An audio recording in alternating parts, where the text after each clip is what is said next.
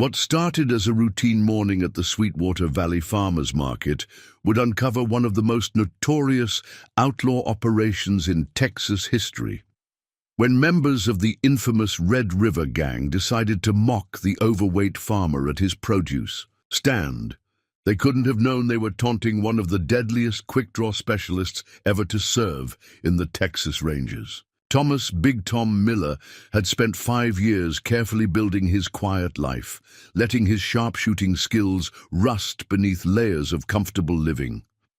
But that peaceful facade was about to be shattered in a display of lightning-fast precision that would leave hardened criminals questioning everything they thought they knew about judging a man by his appearance. Before we jump back in, tell us where you're tuning in from, and if this story touches you, make sure you're subscribed, because tomorrow I've saved something extra special for you.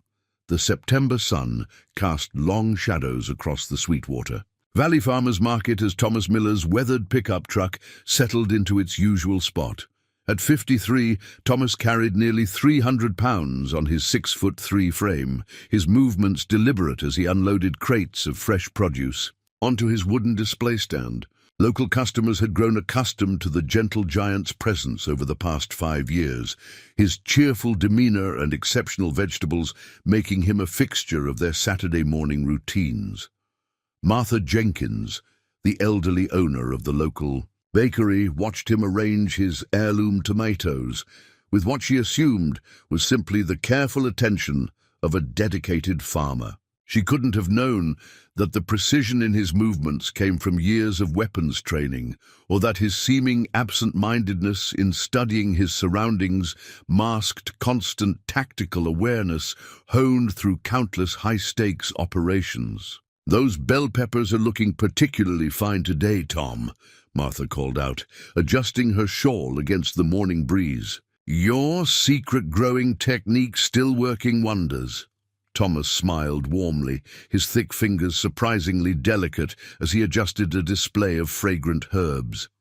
"Just my grandmother's old wisdom, Martha. Some things you just can't improve upon." His voice carried the soft drawl of East Texas, carefully maintained despite years of specialized training that had taken him far from his farming roots. Behind his friendly exterior, Thomas's mind catalogued every detail of the market square. The positions of regular vendors, the sight lines between stalls, the multiple exit routes, old habits that had kept him alive during his years with the Rangers Special Operations Unit. His careful attention caught the slight tension in Sheriff Cooper's deputy as the young man made his morning rounds, noting how the officer's hand stayed closer to his weapon than usual. The special phone in his pocket vibrated once, a secure device disguised as an old flip phone that most would assume was just another farmer's outdated technology. The message was brief: "Targets moving. 24 hours." Thomas deleted it immediately, his expression never changing as he continued discussing produce prices with Martha. The first rumble of motorcycles echoed off the limestone buildings at precisely 8:17 a.m. Thomas recognized the sound pattern immediately. Custom Harley-Davidsons, at least 6 bikes with modified exhausts. The Red River Gang was early today. Usually, they didn't make their presence known until the market was fuller, when their intimidation tactics would have a larger audience. Sarah Chen, the young owner of the flower stand across the way, tensed visibly at the sound. The gang had been pressuring local businesses with increasing aggression over the past months, their demands for protection money growing alongside their boldness. Thomas had watched it all with careful patience, gathering intelligence while maintaining his cover as the simple farmer who'd settled in Sweetwater Valley after inheriting his uncle's land. The bikes rounded the corner in tight formation, their riders projecting an aura of casual menace that had become all too familiar to the market's vendors. Jake "Rattler" Morrison led the pack, his leather vest displaying the Red River Gang's colors prominently. Behind him rode his inner circle, Marcus "Sidewinder" Torres, whose quick temper was legendary, Big Mike Peterson, whose bulk rivaled Thomas's own, and three newer members Thomas hadn't identified yet. Their bikes' chrome gleamed in the morning sun as they parked in a way that partially blocked the market's main entrance.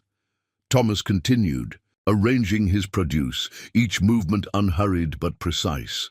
He kept his head down, maintaining the role he'd perfected over 5 years, but his peripheral vision tracked every member of the gang.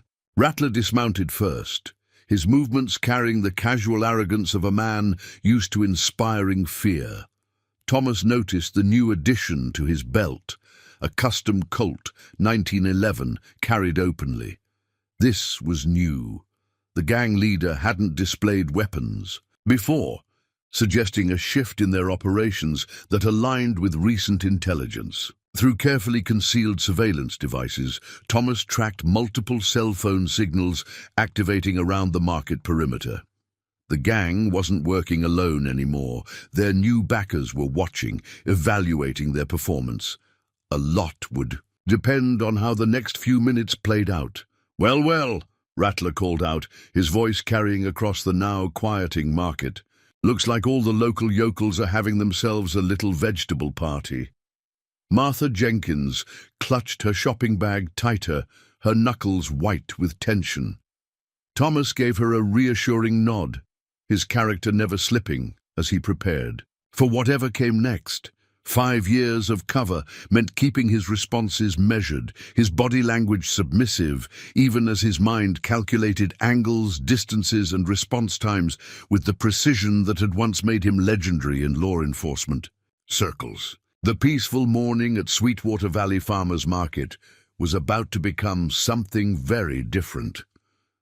But then again, Thomas Big Tom Miller had been preparing for this moment since the day he arrived, his seemingly simple life carefully constructed around the possibility that his particular set of skills would one day be needed again. "Morning, gentlemen," Thomas called out pleasantly, his hands continuing their steady work arranging bell peppers. "Looking for some fresh produce today?" The friendly tone caught Rattler off guard, his eyes narrowing at the lack of fear in the farmer's voice. The gang leader stalked toward Thomas's stall, boots scuffing deliberately across the weathered pavement. Thomas noted every detail of the gang leader's approach. Rattler's new Colt wasn't just for show. The wear patterns on the grip suggested recent practice. More interesting was how the other gang members positioned themselves throughout the market, their movements showing signs of tactical training that hadn't been present in previous encounters. "Actually, fat man," Rattler sneered, reaching Thomas's stall. "We're here to discuss business. Market's operating on Red River territory now, in case you hadn't heard. Time for everyone to pay their respects." His hand rested casually on his weapon, a gesture that sent ripples of tension through the watching crowd. Martha Jenkins stepped forward, indignation overcoming her fear. "This is outrageous. This market's been here for 40 years, long before you—" "Martha," Thomas interrupted gently, though something in his tone made the elderly woman pause. "Why don't you go help Sarah with her flower arrangements? I'm sure she could use the company." He kept his voice warm, friendly, but there was an underlying firmness that made Martha nod and move away, though reluctantly. Rattler watched her go with a smirk before turning back to Thomas. "Smart move getting the old lady clear," he said, leaning over the display of vegetables. "Wouldn't want her to see what happens to farmers who don't understand how things work around here." Through his peripheral vision, Thomas tracked Sidewinder moving between stalls, casually knocking over displays. Big Mike had positioned himself near the bikes, while the 3 newer members tried to imitate his intimidating stance. More interesting were the 2 men in casual clothing, sitting at the cafe across the street, their attention too carefully divided between newspapers and the unfolding scene. Thomas maintained his friendly smile, but his eyes catalogued everything: the gang members' positions, the number of civilians still in range, the potential angles of cover, and most importantly, the precise distance to Rattler's holstered weapon. "Things work just fine here," he said calmly. Been working fine for generations. Sidewinder materialized beside Rattler, a tomato in his hand. With deliberate slowness, he squeezed until the fruit burst, red pulp dripping between his fingers onto Thomas's carefully arranged display. "Things change, old man," he growled. "Better learn to adapt." Thomas watched the tomato's juice drip onto his vegetables. 5 years of cover meant keeping his response measured, his body language submissive, but something was different today. The gang's aggression felt targeted, specific. They were building toward something, and their newfound confidence suggested backing from someone with resources and expertise. "Those are $3 each," Thomas said mildly, his voice carrying just a hint of resignation. It was the perfect response. Not challenging enough to provoke immediate violence, but just stubborn enough to push them toward their real purpose. Rattler laughed, an ugly sound that echoed across the now silent market. "You hear that, boys? Farmer's trying to charge us for sampling the merchandise." He leaned over the display, getting in Thomas's face. "Maybe we need to teach you some basic economics." Thomas could smell bourbon on Rattler's breath, but his eyes were clear, focused. This wasn't drunken bravado. It was calculated intimidation, likely performed for their mysterious observers. More concerning was how the newer gang members had moved to cut off potential escape routes, their positioning showing clear tactical training. "Next few minutes are real important, son," Thomas said quietly, pitching his voice so only Rattler could hear. "Might want to think carefully about your next move." For a moment, something flickered in Rattler's eyes, a hint of uncertainty, quickly masked by bravado. The gang leader's hand twitched slightly toward his weapon, and Thomas felt time slow down as decades of training kicked in. But before Rattler could respond, a sharp whistle cut through the tension. One of the new gang members had spotted something. "Boss, we got company!" Thomas didn't need to look to know what the man had seen. Right on schedule, Sheriff Cooper's patrol car was turning onto Market Street. Rattler straightened up, frustration twisting his features. "This isn't over, fat man," he snarled. "Market's going to learn some hard lessons real soon." As the gang mounted their bikes and roared away, Thomas began cleaning up the smashed tomato, his movements deliberately weary and resigned. Other vendors emerged from hiding, conversation slowly resuming. Martha hurried back to his stall, concern evident on her face. "Oh, Thomas, are you all right? Those terrible men—" "I'm fine, Martha," he assured her, his movement steady as he rearranged his display. "Some folks just need to make themselves feel big by trying to make others feel small." But as he worked, Thomas's mind was racing. The gang's behavior confirmed his intelligence. Something major was coming. Their newfound aggression, Rattler's weapon, the territorial claims, the tactical positioning, all pieces of a larger puzzle he'd been assembling for months. His phone buzzed again. "Meeting at Caroline's, 1 hour." Thomas kept his expression neutral as he deleted the message. The morning's confrontation would have consequences, but not the ones the Red River Gang imagined. They thought they'd intimidated a simple farmer. Instead, they'd just provided another piece of evidence in an operation 5 years in the making.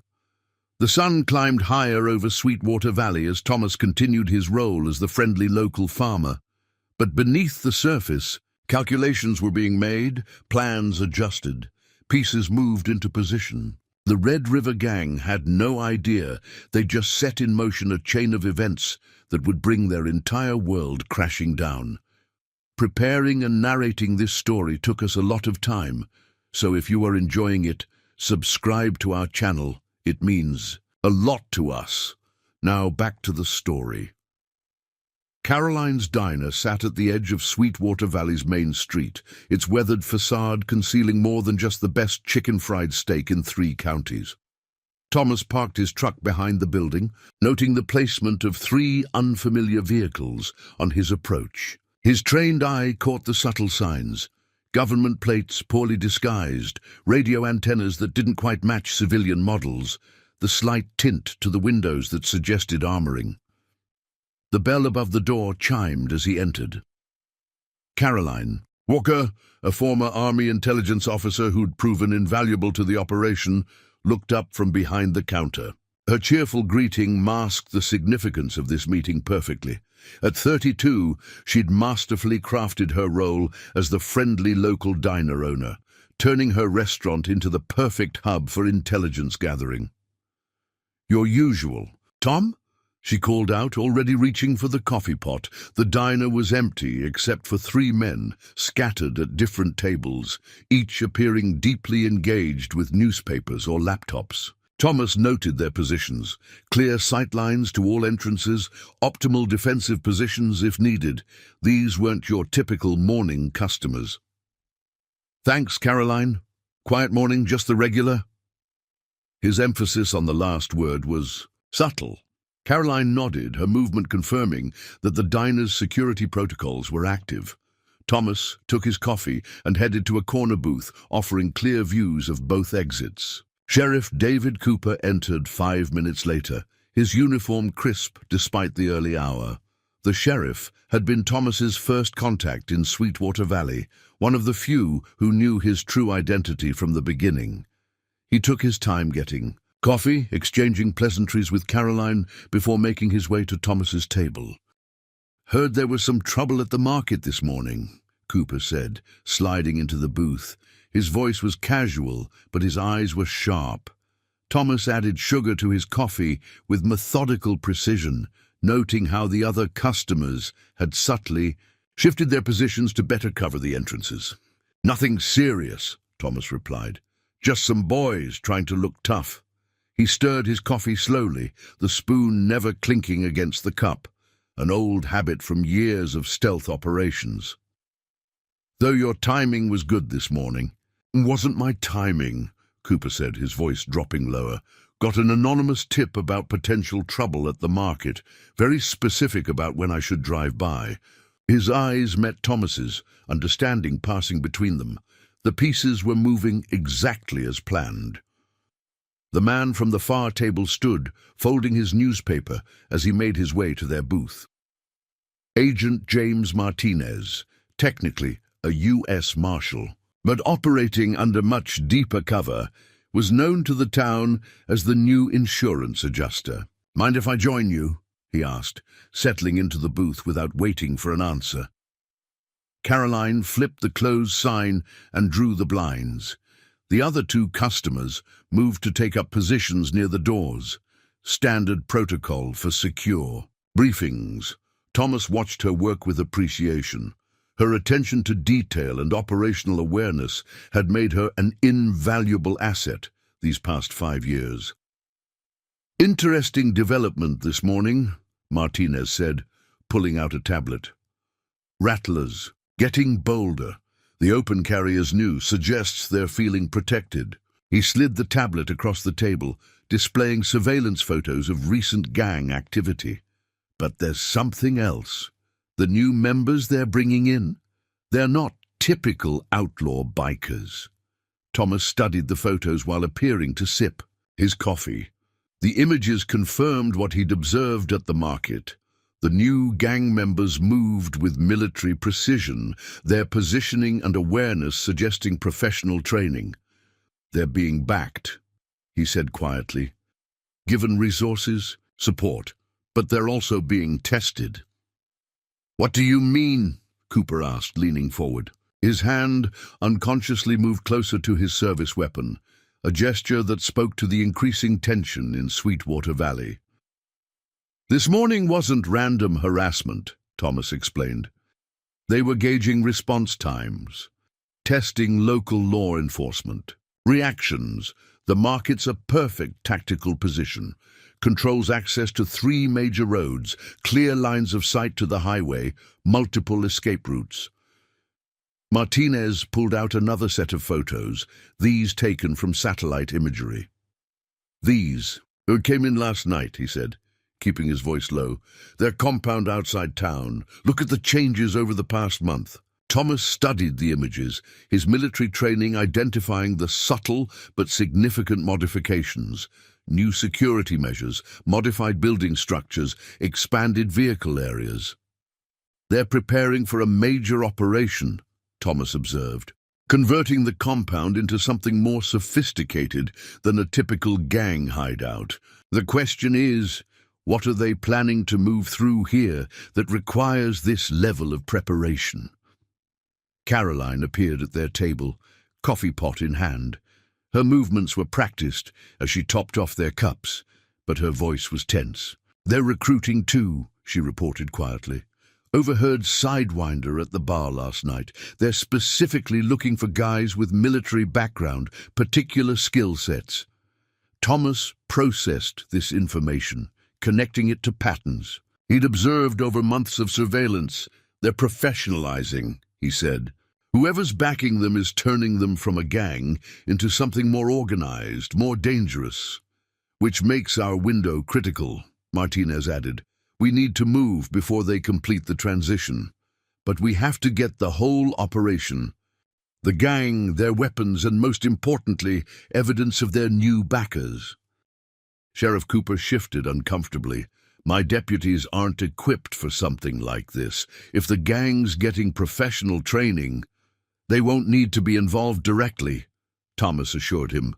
"But we need your men ready to secure the town when things go hot. The market was just the beginning. The gang's going to escalate, try to establish total control before whatever they're planning arrives." "How can you be sure?" Caroline asked, her intelligence training making her cautious of assumptions. "Because that's what I do," Thomas replied, his voice carrying the quiet certainty of experience. "Control the town, eliminate potential resistance, secure your supply lines, basic tactical strategy." His fingers traced the rim of his coffee cup, a gesture that to others might appear nervous, but was actually a subtle signal to Martinez to activate the next phase of surveillance. The meeting continued for another hour, plans being refined, contingencies discussed. As the others filtered out, Thomas remained at his booth, watching the town through the diner's window. Sweetwater Valley was changing, its quiet streets about to become a battlefield in a larger war that had been brewing since the day he'd arrived, his seemingly simple life carefully constructed around the possibility that his particular set of skills would once again be needed. Back at his farmhouse, Thomas accessed his hidden command center through a carefully concealed entrance in his barn's root cellar. Behind a false wall that would fool even professional searchers, multiple monitors displayed feeds from cameras, strategically placed throughout the town.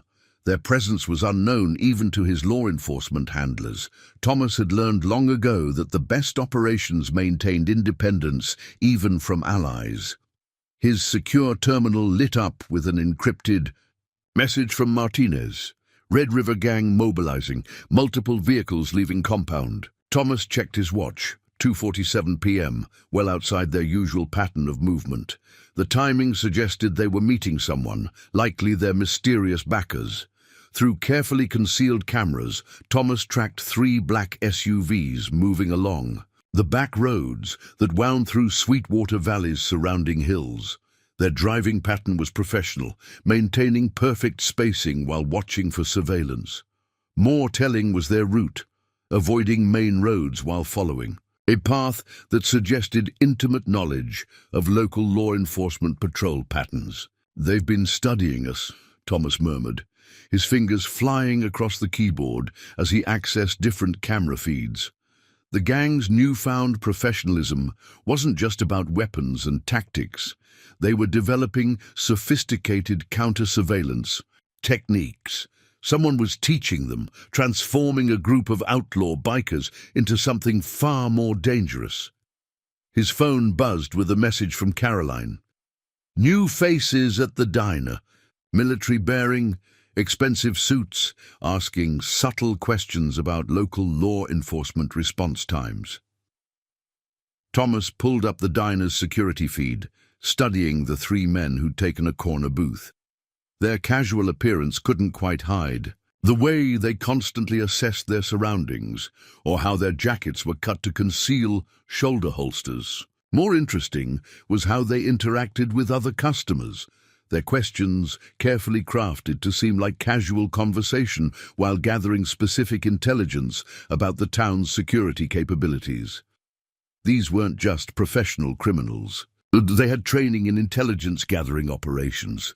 Through another feed, Thomas observed Sheriff Cooper's deputy responding to a minor traffic incident on Main Street. The timing was suspicious, keeping law enforcement occupied while the gang's vehicles moved through their carefully planned route. This level of coordination suggested they had inside information about police procedures. Running facial recognition. On our visitors, Martinez's message appeared on his secure terminal. Moments later, profiles began appearing on Thomas's screens. The results confirmed his suspicions. Former military contractors with specialized training in security operations. Their presence in Sweetwater Valley was a significant escalation. Thomas accessed his surveillance archive, reviewing footage from the past month. Patterns emerged that he hadn't noticed before. Regular deliveries to the gang's compound that didn't match their usual supply runs, late-night meetings with vehicles bearing out-of-state plates, new equipment being installed under cover of darkness. They weren't just preparing for a single operation, they were building infrastructure. His hidden cameras caught movement at the compound's perimeter. New security systems being installed, professional-grade equipment that wouldn't look out of place at a military installation. The gang was transforming their base of operations, but more importantly, they were creating something that could serve as a model for other locations. Caroline calling, his secure line displayed. Thomas activated the encrypted connection, maintaining his visual surveillance of the compound. "They're talking about expansion," Caroline reported, her voice low despite being alone in her office. Overheard one of the suits mentioning similar operations being set up in 3 other states. Whatever they're planning, Sweetwater Valley is just the beginning. Thomas pulled up maps on another monitor, focusing on the region's transportation routes. The town's location suddenly took on new significance, situated at the intersection of multiple secondary roads, perfect for moving supplies without attracting attention. But it was more than that. Sweetwater Valley was ideal for testing their operation before expanding. "Got something?" Martinez's message appeared. "One of our visitors made a call. Intercepted fragments suggest a demonstration next week. They're bringing in observers." Thomas studied the compound's activity with renewed focus. The gang's recent aggression, their show of force at the market. It wasn't just about establishing control. They were preparing to showcase their capabilities to potential partners. His surveillance system flagged new movement. Workers installing what appeared to be commercial satellite equipment on the compound's main building. But Thomas recognized the true purpose of those installations. They were setting up secure communications, the kind used by private military contractors in combat zones. Through his thermal imaging system, Thomas tracked increased activity within the compound. The gang members were conducting what appeared to be training exercises, their movements showing clear military influence. More concerning was how they practiced crowd control techniques, preparing for operations in populated areas. Running background on shell companies, Martinez updated, found connections to private security firms with interesting histories. Same names keep appearing in conflict zones worldwide. The pieces were fitting together, revealing a pattern that went far beyond a simple criminal operation. Thomas accessed deeper levels of his surveillance network, activating systems that had laid dormant for years. Hidden microphones caught fragments of conversation from the compound, discussions of demonstration zones and control protocols. They weren't just planning to show off their capabilities, they were preparing to prove they could completely dominate a civilian population. His secure terminal flagged another pattern. Regular cash deposits at local banks, always just under reporting thresholds. The gang was establishing legitimate business fronts, creating a framework that could be replicated in other locations. Their backers weren't just funding a criminal enterprise, they were building a model for something larger. As evening approached, Thomas compiled his findings into an encrypted report. The Red River Gang's transformation was more sophisticated than anyone had suspected. Their mysterious backers weren't just arming criminals, they were creating a private security force that could operate outside normal law enforcement jurisdiction. The sun set over Sweetwater Valley as Thomas continued his surveillance, each piece of intelligence adding to a disturbing picture. 5 years of patience had positioned him perfectly to expose this operation, but he had to move carefully. The gang's backers would protect their investment, and they had resources far beyond. Typical criminals. The question wasn't just how to stop them, it was how to ensure they couldn't simply start over somewhere else. The first direct challenge came as twilight settled over Sweetwater Valley. Thomas was in his command center reviewing surveillance footage when motion sensors triggered at his property's perimeter.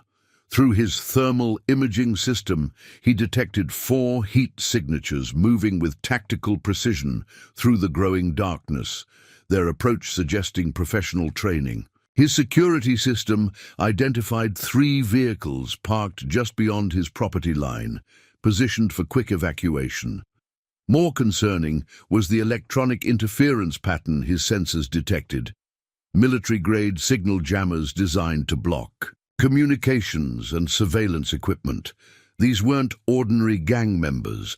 They were equipped with technology that shouldn't be available to civilians.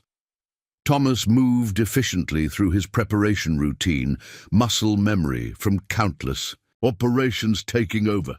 In the hidden compartment beneath his bedroom floor, his specialized equipment waited, gear he'd maintained meticulously but hadn't needed to use in 5 years.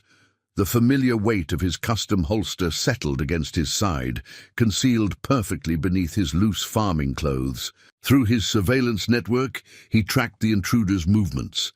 Their approach was professional, using cover and concealment effectively while maintaining perfect spacing. They were conducting a reconnaissance mission, likely testing his security measures and response capabilities. More interesting was how they avoided his obvious security cameras while missing his more sophisticated surveillance systems. His secure phone vibrated with a message from Martinez. Multiple teams deploying throughout town. Coordinated operation in progress. Thomas checked his backup feeds, confirming increased activity at several locations. The gang was making a show of force. But this wasn't just intimidation. They were demonstrating their capabilities to their backers. The first team reached his front porch at exactly 9:47 p.m. Their movement patterns suggested recent combat experience, their weapons held with the confidence of professional operators. Through concealed microphones, Thomas caught fragments of their communications, coded phrases that confirmed his suspicions about their military background. "Target location secured," one operator whispered into his radio. No signs of additional security beyond standard cameras and alarms, proceeding with reconnaissance. Their assumption that he relied on obvious security measures was exactly what Thomas had spent years encouraging. He moved silently through his house's hidden passages, his substantial frame somehow invisible in the darkness. The intruders had split into 2 teams, one covering the main house while the other moved toward the barn. Their coordination was impressive, but they were making one critical mistake. They assumed they were dealing with an ordinary farmer.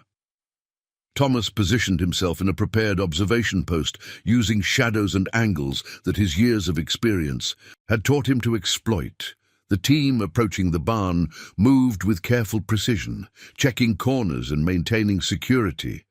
But they missed the subtle signs that would have warned a more experienced operator that they were being watched. Through his earpiece, Caroline's voice came through on a secure channel. Secondary teams spotted approaching town from the north. They're setting up some kind of containment perimeter. The gang wasn't just testing his defenses, they were preparing for something larger. The barn team reached the entrance, their thermal imaging equipment scanning for threats. Thomas watched them clear the main area professionally, but they walked right past the concealed entrance to his command center. Their training was good, but it was standard military doctrine. They weren't prepared for someone who specialized in deception and misdirection. "House team reports all clear," the radio crackled. "No sign of target. Proceeding to secondary search protocols." Thomas noted how they moved to their fallback positions, their tactics showing clear preparation for resistance. They'd studied standard response patterns, but weren't prepared for someone who'd spent years anticipating this exact scenario. His surveillance system flagged new movement at the compound, vehicles deploying, teams moving into position throughout the area. This wasn't just about intimidating one farmer. They were conducting a full operational test of their capabilities. Martinez's voice confirmed through his earpiece. Multiple teams coordinating. They're treating this like a military exercise. Thomas accessed his deeper security systems, gathering data on their equipment and tactics. Every piece of gear they carried, every procedure they followed, provided evidence of their backers' sophistication. More importantly, their operation was revealing gaps in their training, weaknesses that could be exploited when the time came. The house team began a second sweep, this time focusing on specific areas that suggested they had inside information about his daily routines. Thomas watched them check his bedroom, their thermal imaging equipment confirming the bed was empty. Confusion crept into their movements, the first crack in their professional demeanor. "Target's not present," the team leader reported, frustration evident in his voice. "No signs of recent activity. Something's not right here." Thomas allowed himself a small smile as uncertainty spread through their ranks. They were starting to realize that their intelligence might not be as reliable as they'd thought. Through his thermal imaging, he tracked their increasing agitation. Their movements became less coordinated as doubt crept in, their training warring with the growing sense that they were missing something important. This was the weakness in professional operators. When situations didn't match their intelligence briefings, their confidence began to falter. A new voice came over their radio, one that carried the authority of command experience. "Complete the survey and withdraw. We've confirmed what we needed to know." Thomas recognized the implications immediately. This had been a test, not just of his defenses, but of their team's capabilities in real-world conditions.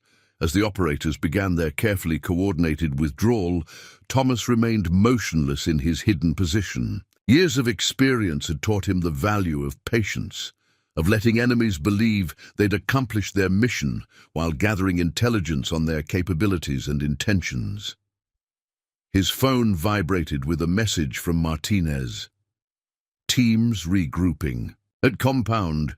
Looks like they're preparing for a briefing. Whatever they were testing tonight, it's building to something bigger."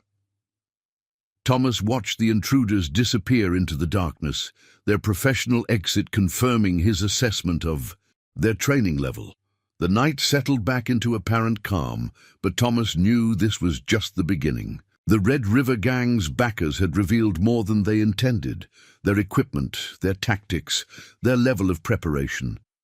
Each piece of information would prove valuable when the time came to move against them. In his command center, Thomas began compiling data from the encounter. The gang's transformation was proceeding faster than expected, their operators showing capabilities that went far beyond typical criminal organizations. But more concerning was what this test revealed about their intentions. They weren't just building a security force. They were preparing for operations that would require military-level precision and control. The question wasn't whether they would make their major move, but when. And when they did, Thomas would be ready with 5 years of preparation and decades of experience. They thought they were testing a simple farmer's defenses. Instead, they'd revealed crucial intelligence to someone who had spent his entire career turning enemies' assumptions against them. The Red River Gang made their move at precisely midnight, 3 days after their reconnaissance mission. Through his surveillance network, Thomas tracked multiple vehicles approaching his property, their movements suggesting this would be no simple intimidation attempt. The operation had the hallmarks of a professional military assault, with teams approaching from multiple angles under cover of sophisticated electronic warfare equipment. His thermal imaging system showed 12 heat signatures moving through the surrounding fields, their approach precise and coordinated. More concerning was the equipment they carried, military-grade weapons and tactical gear that shouldn't be available to civilian operators. Through his command center's monitors, Thomas observed 3 support vehicles positioned strategically around his property, each carrying additional equipment and personnel. "Multiple teams converging on your position," Martinez reported through the secure channel. "Different approach than last time. They're not trying to be stealthy anymore." Thomas watched through his systems as the gang's operators established a perfect perimeter around his farm. Their positioning showed extensive training, creating overlapping fields of fire while maintaining clear lanes for potential pursuit. Rattler's voice carried through the night, amplified by professional-grade tactical speakers. "Time's up, fat man. Nobody disrespects the Red River Gang without consequences." But beneath the theatrical threat, Thomas detected the calculated precision of a planned military operation. This wasn't just about intimidation. They were conducting a demonstration for their backers. The first team breached his front door at 12:17 a.m., their entry perfect and professional. Thomas tracked their movements through hidden cameras as they cleared the house room by room, their tactics showing clear special operations training. "House Team 1, ground floor clear," one operator reported. "No sign of target. Moving to upper level." Through his surveillance systems, Thomas observed 2 more teams approaching the barn, while others established security positions around the property. Their coordination was impressive, but they were making one critical mistake. They assumed they were dealing with a simple farmer who'd been lucky in previous encounters. "Barn team, in position," another voice reported through their tactical network. "Ready to breach on your mark." Thomas moved silently through his prepared positions, his years of training allowing him to navigate unseen despite his size. The gang's operators were professionals, but they were following standard military doctrine. They weren't prepared for someone who specialized in turning such predictability against them.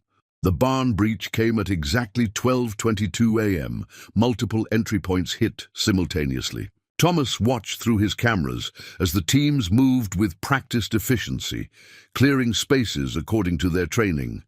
But like the house team, they walked right past his carefully concealed command center, their sophisticated equipment unable to detect its shielded presence. "Something's wrong," one of the team leaders reported, tension creeping into his professional tone. "House is clear, barn is clear, but there's equipment here that doesn't match a normal farm operation. Multiple security cameras, reinforced doors, surveillance gear." They were starting to realize that their intelligence might have underestimated their target. Thomas keyed his radio, sending a predetermined signal to Martinez. "They've taken the bait. Moving to Phase 2. Years of preparation had led to this moment, every detail of his farm designed to reveal exactly what he wanted them to find, while concealing his true capabilities. "Boss, you need to see this," another operator called out. They'd found the first level of his security room, exactly as planned. "This place is a surveillance center. Professional-grade equipment, multiple monitors, communication gear." Through his hidden cameras, Thomas watched Rattler enter the barn, his previous arrogance replaced by growing concern. "Get everything," Rattler ordered, his voice carrying the edge of someone realizing they might be out of their depth. "Download whatever you can from his systems. Our friends will want to see this." But as his teams began accessing the discovered equipment, Thomas initiated his countermeasures. Carefully prepared data began flowing through the compromised systems, feeding their intelligence gathering with exactly the information he wanted them to find. Every file they downloaded, every system they accessed, provided evidence of their operation, while revealing nothing of his true surveillance capabilities. "Sir, we've got movement," one of the perimeter teams reported suddenly. "Multiple vehicles approaching from the south." Right on schedule, Sheriff Cooper's patrol cars appeared on the distant road, their presence forcing the gang to accelerate. Their timeline. "Pack it up," Rattler commanded, frustration evident in his voice. "Grab what you can and pull out. We've got enough for now." Thomas watched through his thermal imaging as the teams began a professional withdrawal, their movements showing the same tactical precision as their approach, but they were leaving with more than just stolen equipment. Every piece of gear they'd handled was tagged with sophisticated tracking devices. Every system they'd accessed was now providing a digital trail back to their operation. More importantly, their professional assault had demonstrated capabilities that went far beyond normal criminal organizations. "All teams clear," the last operator reported as they mounted their vehicles. "Target remains missing, but we've acquired significant intelligence." Thomas allowed himself a small smile as he watched them disappear into the night. They thought they'd conducted a successful raid, gathering valuable information about a potential threat. Instead, they'd provided exactly the evidence he needed about their training, their equipment, and their connections to military sources. "Phase 2 complete," he reported to Martinez through their secure channel. "They found exactly what we wanted them to find. Track those vehicles. Let's see where they take our breadcrumbs." Through his command center's main screen, Thomas observed multiple GPS signals activating, each piece of stolen equipment now leading back to the gang's support network. The night settled back into apparent calm, but beneath the surface, a more sophisticated operation was unfolding. The Red River Gang had revealed their military capabilities, demonstrated their professional training, and exposed their connections to larger organizations. Each piece of evidence was now flowing through secure channels to carefully positioned recipients. Thomas began composing his report, documenting every aspect of the night's operation. The gang's assault had provided crucial intelligence about their transformation from criminal organization to private military force. But more importantly, it had confirmed his suspicions about their backers' intentions. They weren't just building a security force, they were creating a model for something much more dangerous. The question now wasn't whether they would proceed with their larger operation, but how soon, and when they did, Thomas would be ready with evidence that would expose not just the gang, but the entire network that had transformed them from simple criminals into a private military force. Dawn broke over Sweetwater Valley, revealing the subtle signs of the previous night's operation. Sheriff Cooper's deputies processed the scene at Thomas's farm, documenting evidence of the forced entry while carefully avoiding the more sophisticated aspects of the property's security. Thomas sat on his front porch, maintaining the appearance of a shaken farmer while observing the investigation through experienced eyes. The local news had already arrived, their vans parked at a respectful distance as reporters prepared their morning broadcasts. Sarah Chen from the Sweetwater Valley Gazette approached first, her notebook ready. Thomas recognized her as one of Caroline's regular customers at the diner. "Mr. Miller, can you tell us what happened here last night?" she asked, her voice carrying genuine concern beneath its professional demeanor. Thomas let his hands shake slightly as he recounted the official version, his voice carrying just the right mix of fear and indignation. "I was asleep when they broke in," he began, crafting his story carefully. "Multiple men, all armed, very professional. They went through everything, took some of my security equipment. I just stayed hidden until they left. His performance was perfect. The frightened farmer who'd managed to evade discovery through luck rather than skill. More reporters arrived as the morning progressed. Each time, Thomas told the same story, building the narrative they needed.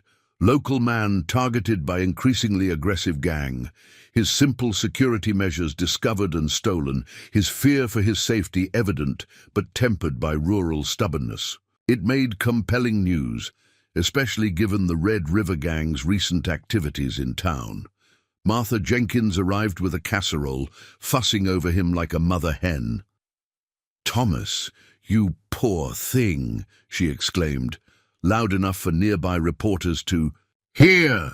"First they harass you at the market, now this. Someone needs to do something about these terrible men."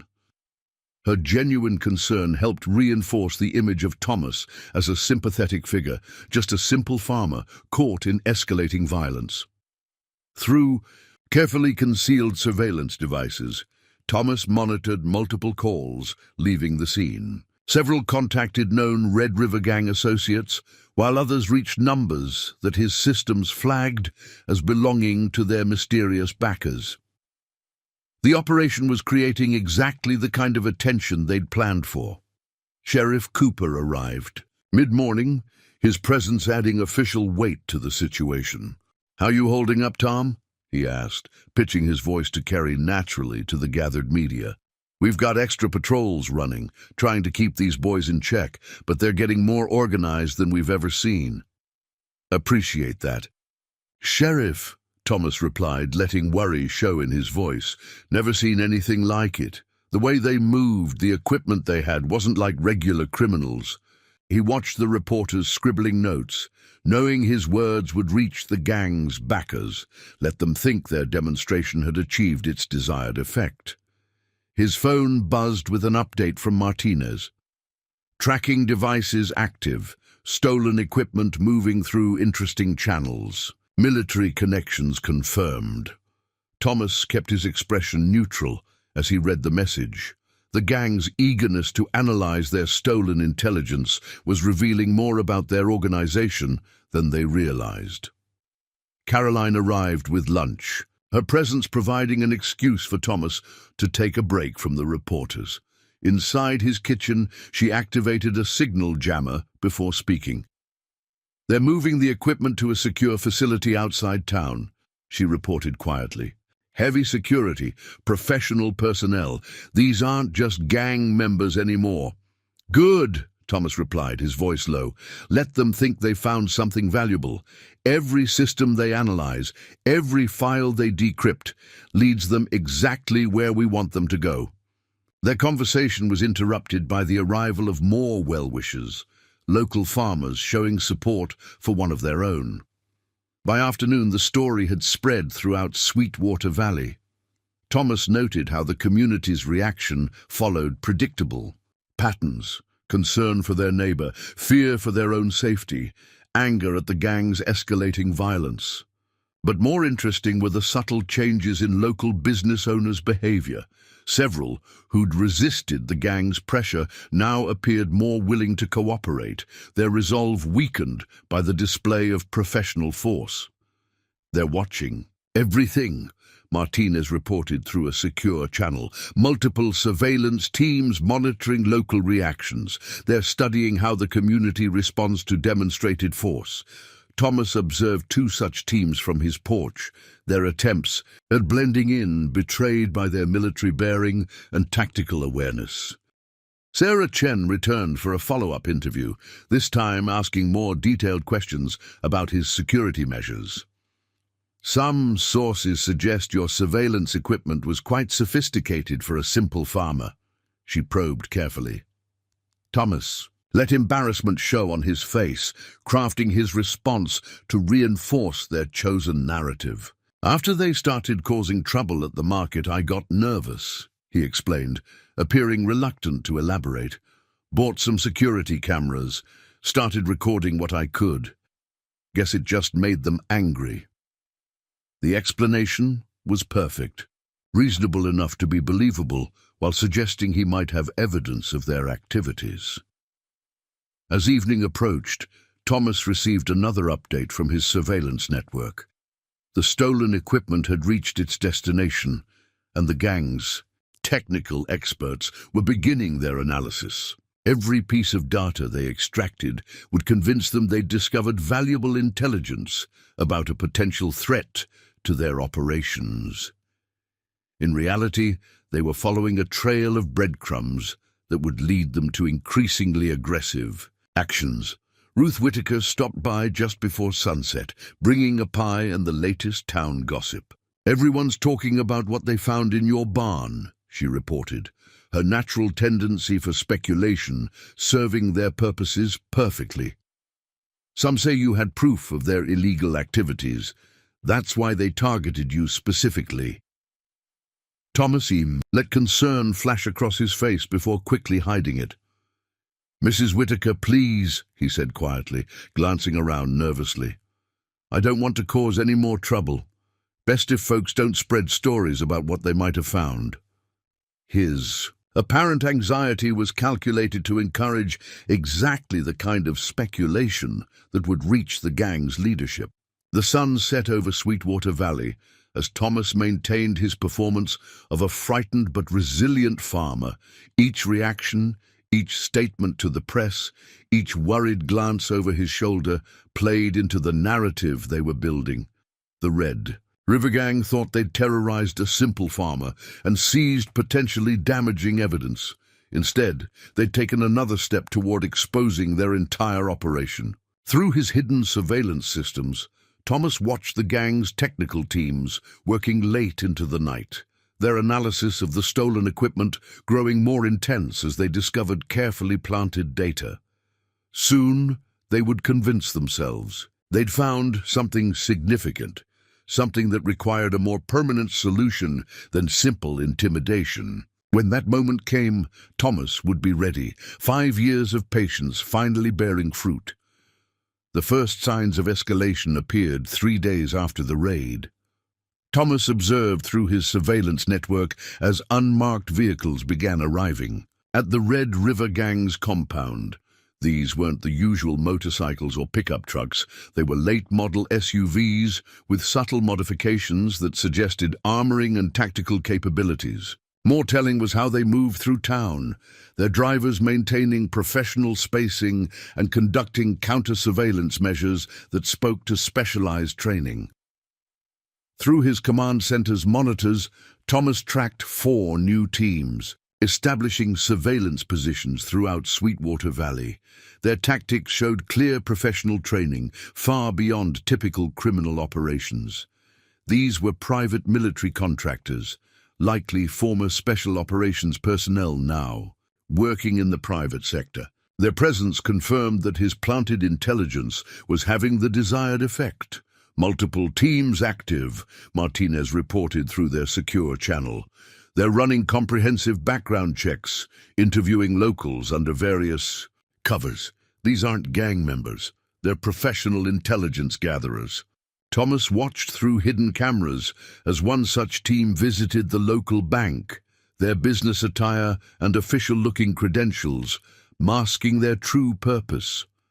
The pressure began mounting in subtle ways. Thomas's regular suppliers suddenly discovered problems with his accounts. The bank placed a hold on his recent transactions, citing routine security checks. Building inspectors appeared at his farm, finding multiple violations that would require expensive corrections. Each action was technically legal, while creating mounting pressure designed to strain his resources and resolve. Caroline's voice came through his secure line. "They're watching every move you make. 4 different surveillance teams visible from the diner, probably more we can't see." Thomas maintained his cover of increasing anxiety as he drove through town, making his usual rounds while noting how the professional operators tracked his movements. Their techniques were sophisticated, rotating positions, maintaining multiple angles of observation, coordinating through secure communications. His surveillance systems detected new electronic signatures around town, sophisticated monitoring equipment being installed under the cover of routine utility work. The contractors were establishing a comprehensive surveillance network, transforming Sweetwater Valley into an environment where every movement could be tracked and analyzed. They're squeezing local businesses too, Sheriff Cooper informed him during a carefully arranged meeting at the diner, offering security consultations, suggesting they might need professional protection given the recent uptick in gang activity. It's all very polite, very corporate, but the threat is clear. Thomas noted how even this conversation was being observed by multiple teams, their positions chosen to cover all approaches to the diner. The escalation continued as Thomas observed new faces appearing in town, men with military bearing poorly concealed beneath civilian attire. They established themselves in key locations, their presence creating an invisible net of surveillance and control. Through his hidden systems, Thomas tracked their communications, noting how they coordinated their operations with professional precision. "Got something," Martinez reported. One of the contractors made a call to a secure facility outside Fort. Were the military connections confirmed? These aren't just private security, they're connected to active operations. Thomas reviewed the intelligence while maintaining his appearance of growing concern. The contractor's presence wasn't just about surveillance. They were preparing for something more significant. His monitoring systems detected increased activity at the compound as specialized equipment arrived under cover of darkness. Thermal imaging revealed new security measures being installed, transforming the gang's base into something approaching a military installation. More concerning was the presence of electronic warfare gear, systems designed to detect and counter sophisticated surveillance operations. Through carefully concealed cameras, Thomas observed how the contractors interacted with the gang's leadership. Rattler and his inner circle were receiving professional training, their movements beginning to show the discipline and awareness that characterized military operators. The transformation of the Red River Gang was accelerating, guided by experts in tactical operations and population control. "They found something in the data," Caroline reported during another secured conversation. "Whatever was on that equipment they stole, it's got them spooked. They're bringing in serious resources now." Thomas allowed worry to show on his face as they spoke, playing perfectly to the watching surveillance teams. Let them think their pressure was having the desired effect. The contractors began establishing control points throughout town, their positions carefully chosen to monitor key routes and gatherings. Each location was staffed by professionals who maintained constant surveillance while appearing to be nothing more than private security guards. The net was tightening, designed to control not just Thomas's movements, but the entire community's activities. Satellite shows increased activity at other locations across the state, Martinez updated. Similar patterns, similar personnel. Whatever they're building here, it's just one part of a larger operation. Thomas processed this information while appearing to struggle under mounting pressure. The contractor's presence wasn't just about containing a potential threat. They were establishing a model that could be replicated elsewhere. His surveillance network detected new patterns in the contractor's communications, references to demonstration protocols and control measures that suggested preparation for something larger than simple intimidation. They were transforming Sweetwater Valley into a proving ground, showing their clients how effectively they could dominate a civilian population while maintaining perfect deniability. As evening approached, Thomas reviewed the day's intelligence. The contractors' pressure was building exactly as planned, their actions revealing more about their capabilities and intentions with each passing hour. Soon they would convince themselves that more direct action was necessary, that the simple farmer who had stumbled onto their operation needed to be dealt with permanently. Through his thermal imaging, Thomas tracked multiple teams establishing night surveillance positions around his property. Their deployment was professional, their coverage comprehensive. They thought they were containing a potential threat while preparing for more aggressive action. Instead, they were providing evidence of how private military contractors operated on American soil, each movement documented by surveillance systems they hadn't detected. The sun set over Sweetwater Valley. As Thomas prepared for the next phase of his operation, the contractors had revealed their presence and capabilities, demonstrating exactly the kind of sophisticated private military force he had suspected was being assembled. Now it was time to let them think their pressure was working, to encourage the escalation that would ultimately expose not just the Red River Gang, but the entire network that supported them. The investigation phase began with the arrival of Catherine Wells at the Sweetwater Valley courthouse. Her credentials identified her as a federal investigator specializing in financial crimes, her presence explained by recent suspicious banking activities in the region. Thomas observed her arrival through his surveillance network, noting how the contractors' teams immediately adjusted their positions to monitor this new development. Wells moved with the confidence of someone accustomed to wielding authority, her designer suit and metropolitan demeanor standing out in the rural courthouse. But Thomas's trained eye caught the subtle details others might miss. The way she constantly assessed her surroundings, how her jacket was tailored to conceal a shoulder holster, the slight calluses on her hands that suggested regular firearms training. This was no ordinary federal investigator. Running background checks now, Martinez reported through their secure channel. Wells has an interesting history. Former military intelligence, specialized in deep cover operations. Now works for a private security firm with connections to several alphabet agencies. Thomas processed this information while maintaining his facade of mounting concern. Wells' arrival marked a significant escalation in their opponent's response. The formal investigation began with a detailed audit of Thomas's financial records.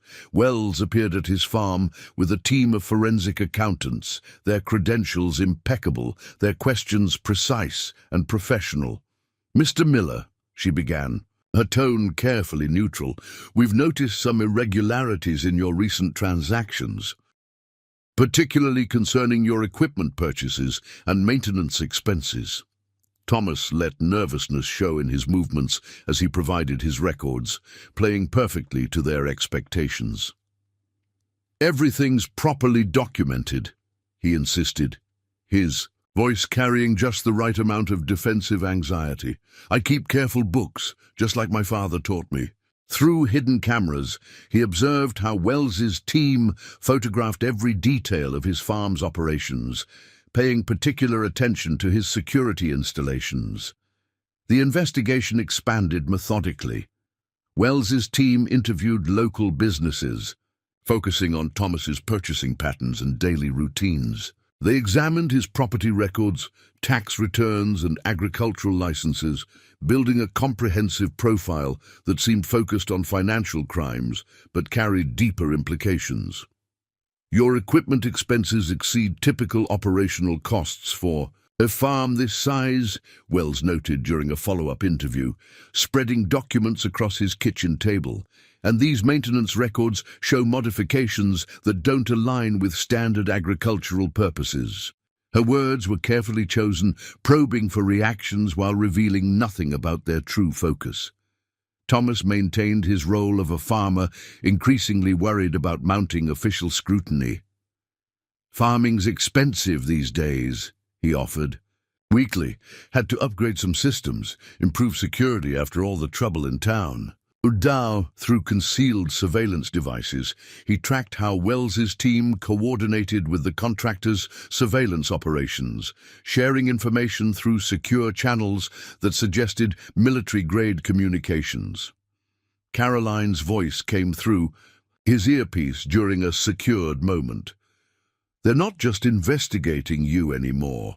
Wells's team is mapping every connection you've made since arriving in Sweetwater Valley. They're looking for patterns, trying to understand who you really are.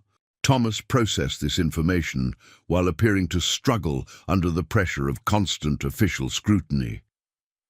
The investigation's scope revealed sophisticated coordination between multiple agencies and private contractors.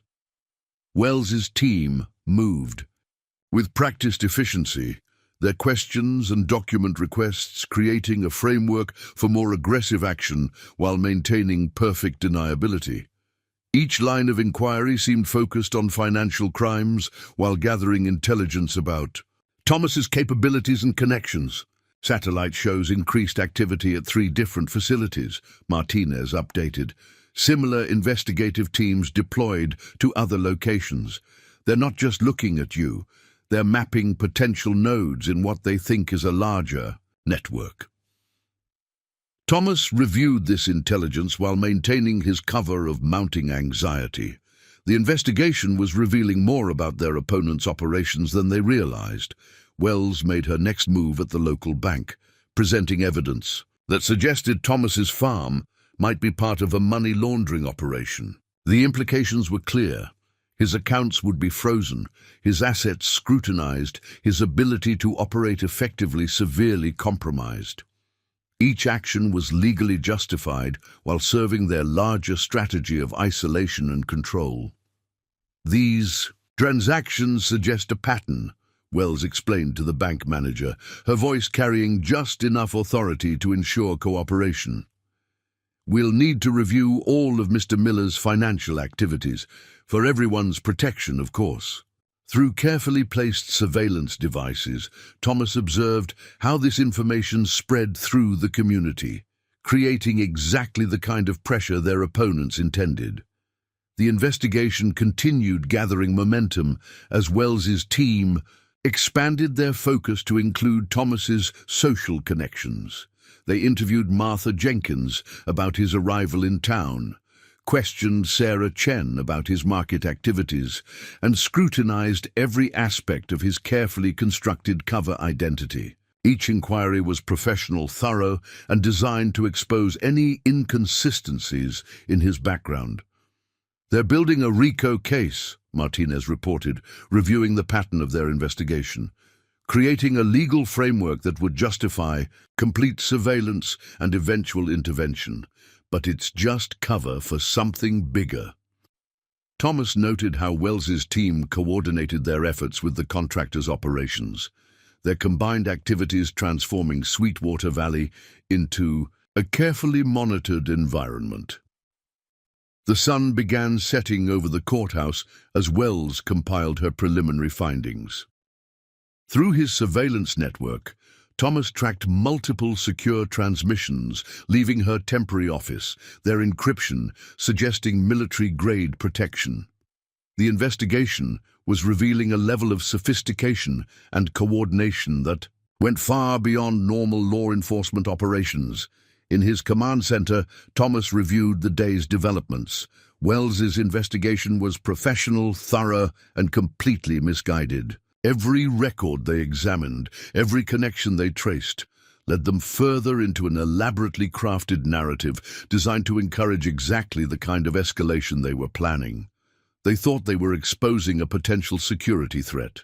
Instead, they were providing evidence of how private military contractors operated under the cover of legitimate authority. Through his sophisticated surveillance network, Thomas detected a significant shift in the contractors' operations.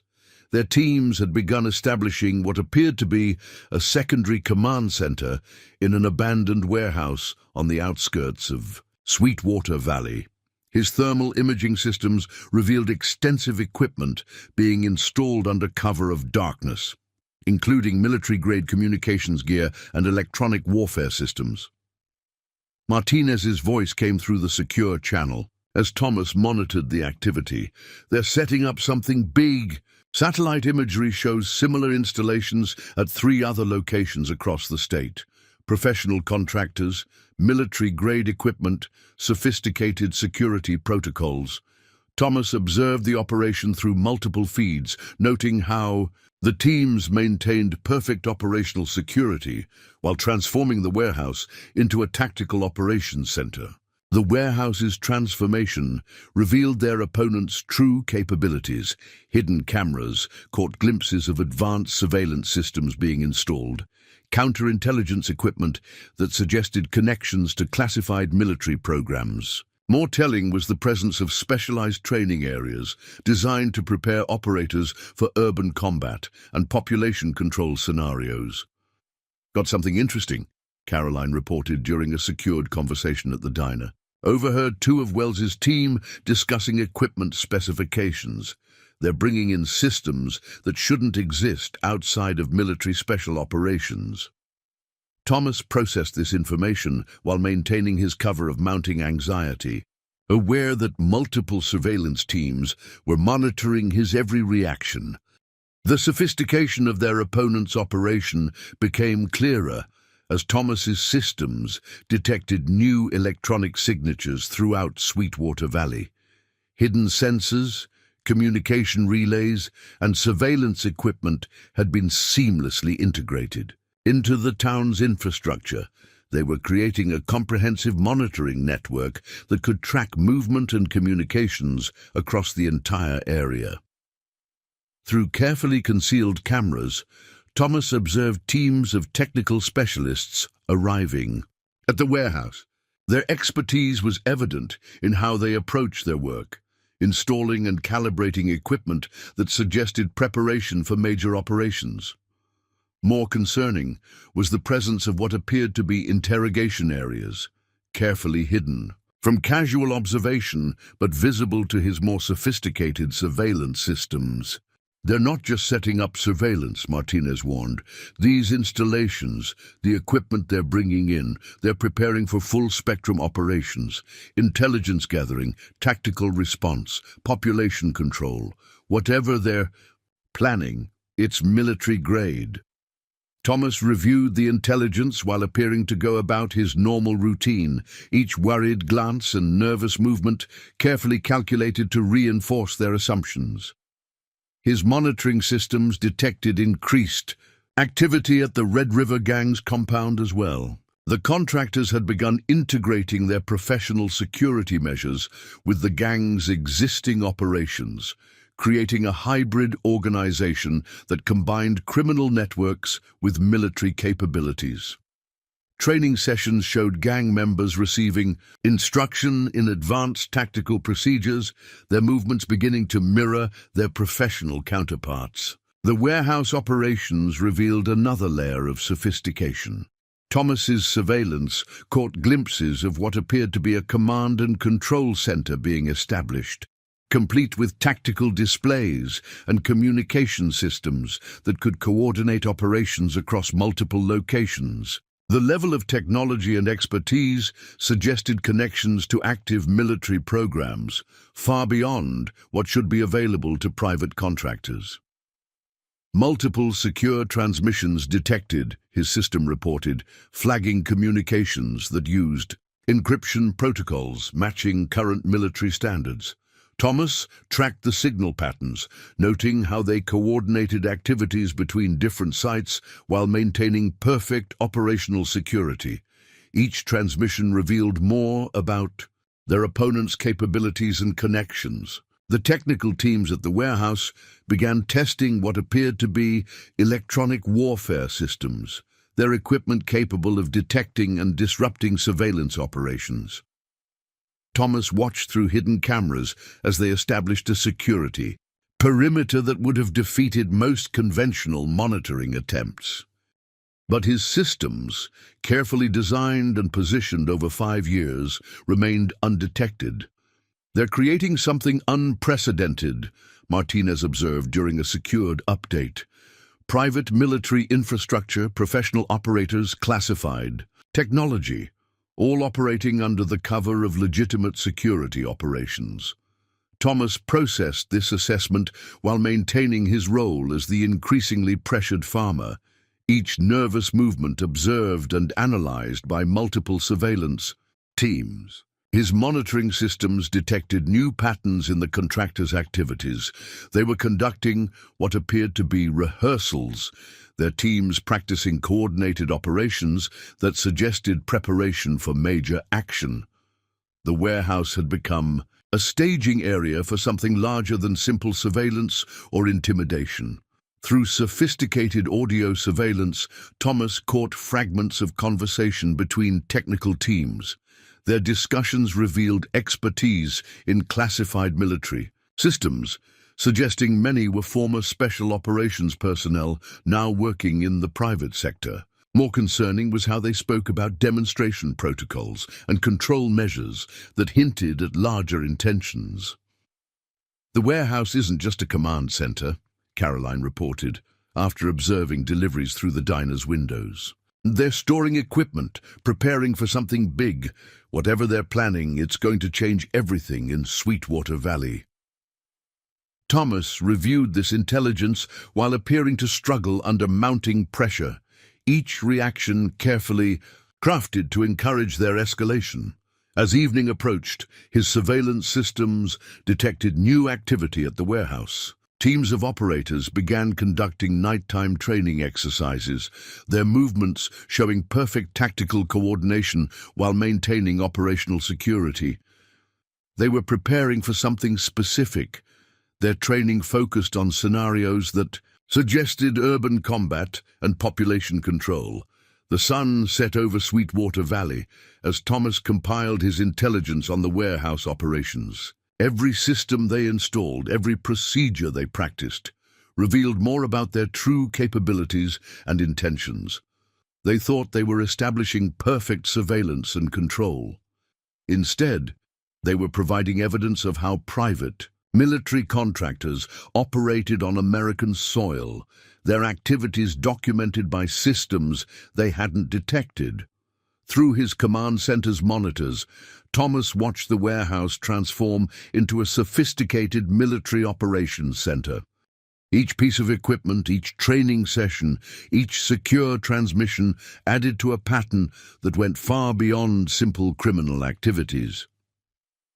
The Red River Gang had become part of something larger, their transformation guided by professionals, with access to classified military resources and expertise. The breakthrough in understanding the command structure came during a seemingly routine morning at the warehouse.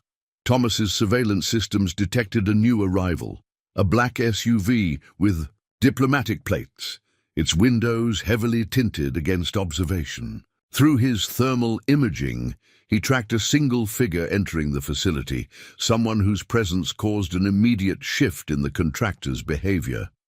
Their casual professional demeanor transformed into military precision, suggesting someone of significant authority had arrived. Running facial recognition now, Martinez reported through their secure channel. Subject identified as Colonel James Harrison, officially retired from Special Operations Command 3 years ago, now works as a security consultant for private firms. Thomas observed through hidden cameras as Harrison conducted a detailed inspection of the warehouse operations, his bearing and authority making it clear he was more than a simple consultant.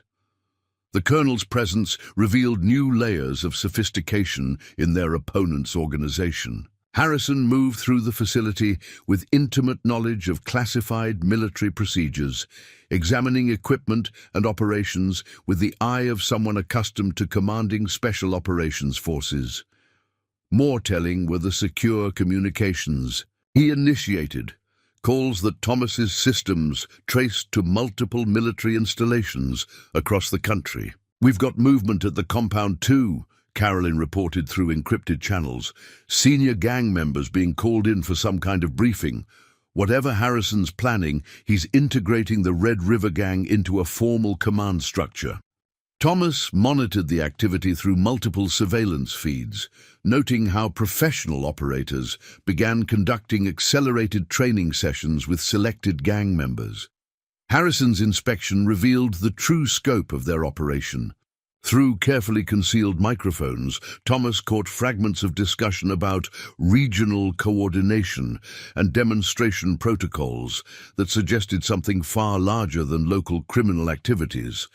The colonel was establishing a hybrid organization that combined criminal networks with military precision, creating something that could operate outside normal oversight. Multiple secure transmissions detected, his system reported, flagging communications that used current military encryption protocols. Thomas tracked the signal patterns, each transmission revealing more connections to active military operations.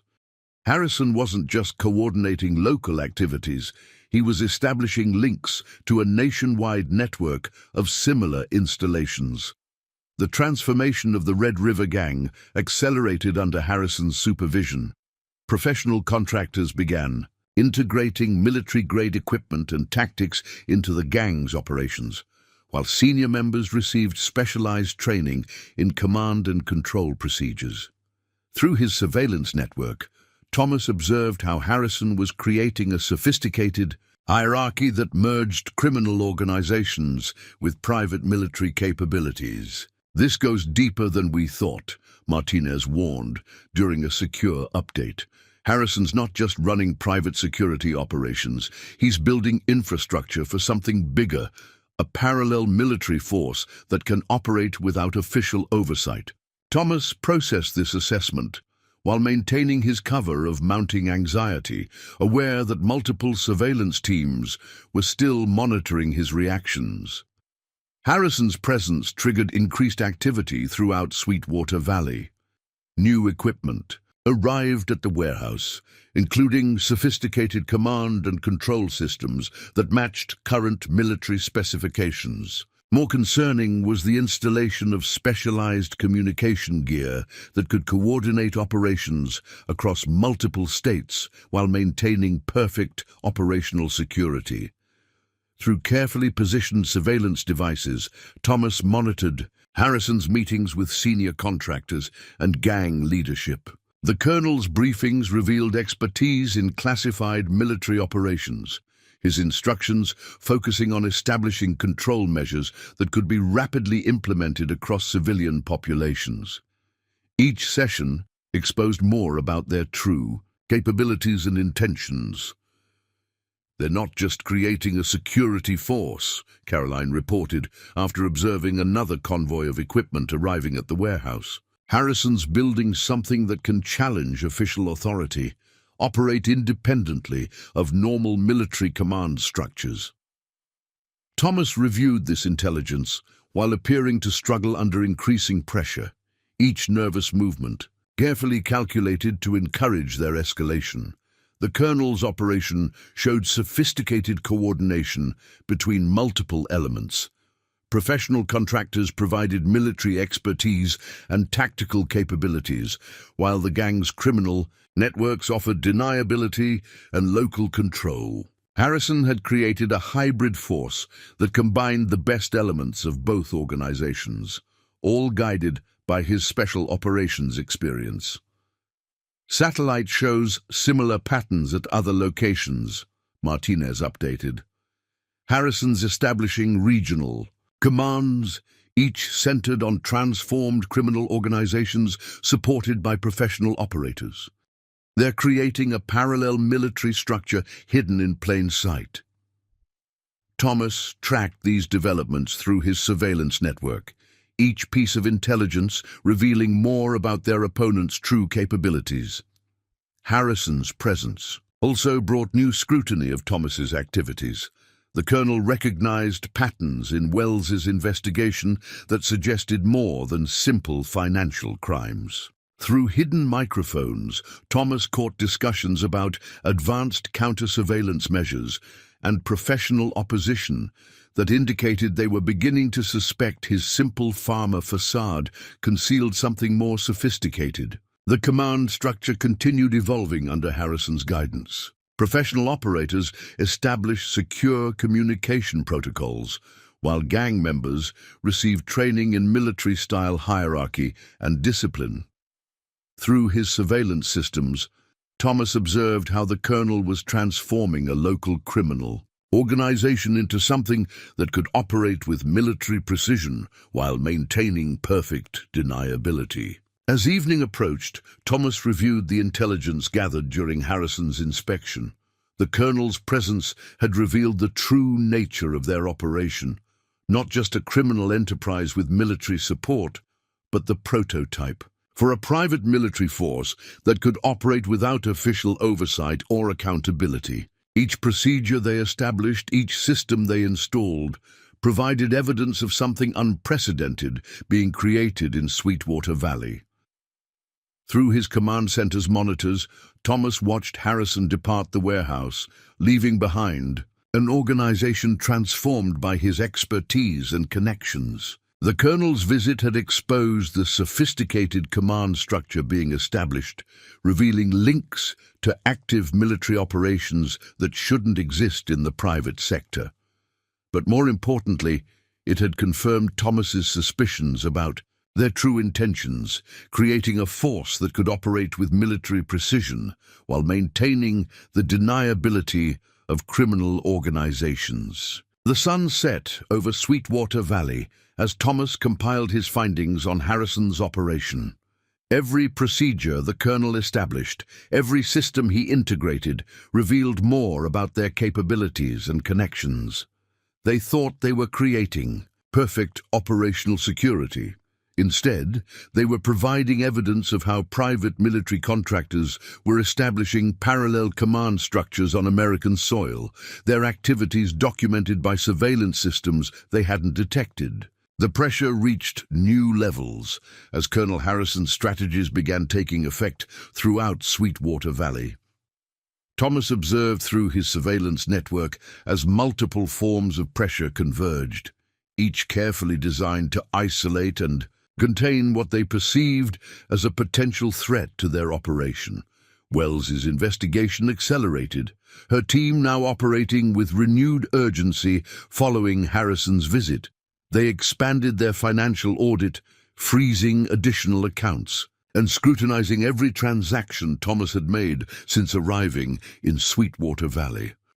These patterns suggest sophisticated concealment methods, Wells explained to the local bank manager, her voice carrying authority that brooked no argument. We'll need to suspend all his business activities pending further investigation. Through hidden cameras, Thomas watched as professional contractors established new surveillance positions throughout town. Their coverage was comprehensive, monitoring every approach to his property while maintaining perfect operational security. More concerning was how they coordinated with local law enforcement, using Wells's investigation as cover for increasing their presence and control. They're implementing a full containment strategy, Martinez reported through their secure channel. Professional operators maintaining surveillance, Wells's team providing legal pressure, and the gang creating social isolation. Harrison's running this like a military operation. Thomas processed this assessment while appearing to struggle. Under the mounting pressure, each reaction carefully calculated to encourage their escalation. The Red River Gang's role became more sophisticated under professional guidance. Instead of obvious intimidation, they began employing subtle pressure tactics that showed clear military influence. Business owners who maintained connections with Thomas found themselves facing increasing regulatory inspections and security concerns that mysteriously disappeared once they distanced themselves from the targeted farmer. Caroline's voice came through his secure line during a carefully arranged meeting. They're creating a perfect trap. Every time you react to one form of pressure, it triggers responses from other directions. Harrison's coordinating everything, using each element to reinforce the others. Thomas noted how even this conversation was being monitored by multiple surveillance teams, their positions revealing professional tactical training. The pressure extended to every aspect of Thomas's daily routine. Building inspectors appeared regularly, finding new violations that required immediate attention. Health department officials conducted surprise inspections of his farm operations. Each action was technically legal, while contributing to a coordinated campaign of isolation and control. Satellite shows increased activity at the warehouse, Martinez updated. They're bringing in specialized equipment, the kind used for intensive surveillance and containment operations. Harrison's preparing for something significant. Through his monitoring systems, Thomas tracked multiple deliveries of sophisticated technical gear, each piece suggesting preparation for major operations. Wells made her next move at the courthouse, presenting evidence that suggested broader implications to her investigation. These patterns indicate sophisticated organizational structures, she briefed local officials, her presentation carefully crafted to justify increased scrutiny while maintaining plausible deniability about their true focus. Thomas observed the mounting pressure through his surveillance network while maintaining his cover of increasing desperation. Each reaction was carefully measured, designed to convince their observers that their strategy was working exactly as planned.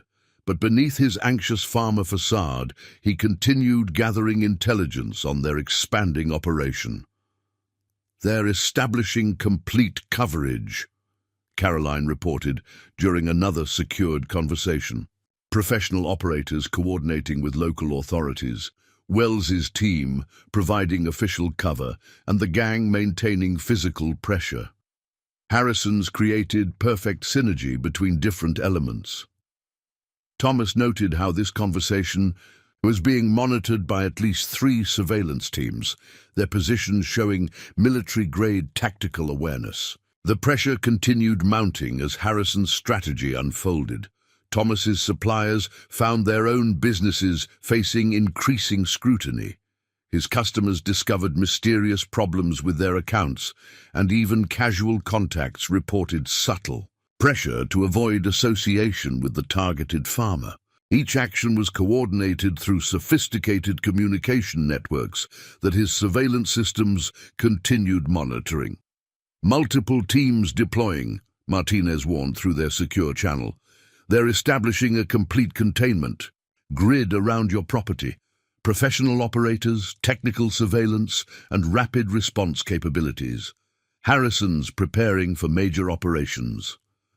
Thomas tracked these developments while maintaining his appearance of mounting anxiety, each nervous movement encouraging their assumption of growing effectiveness.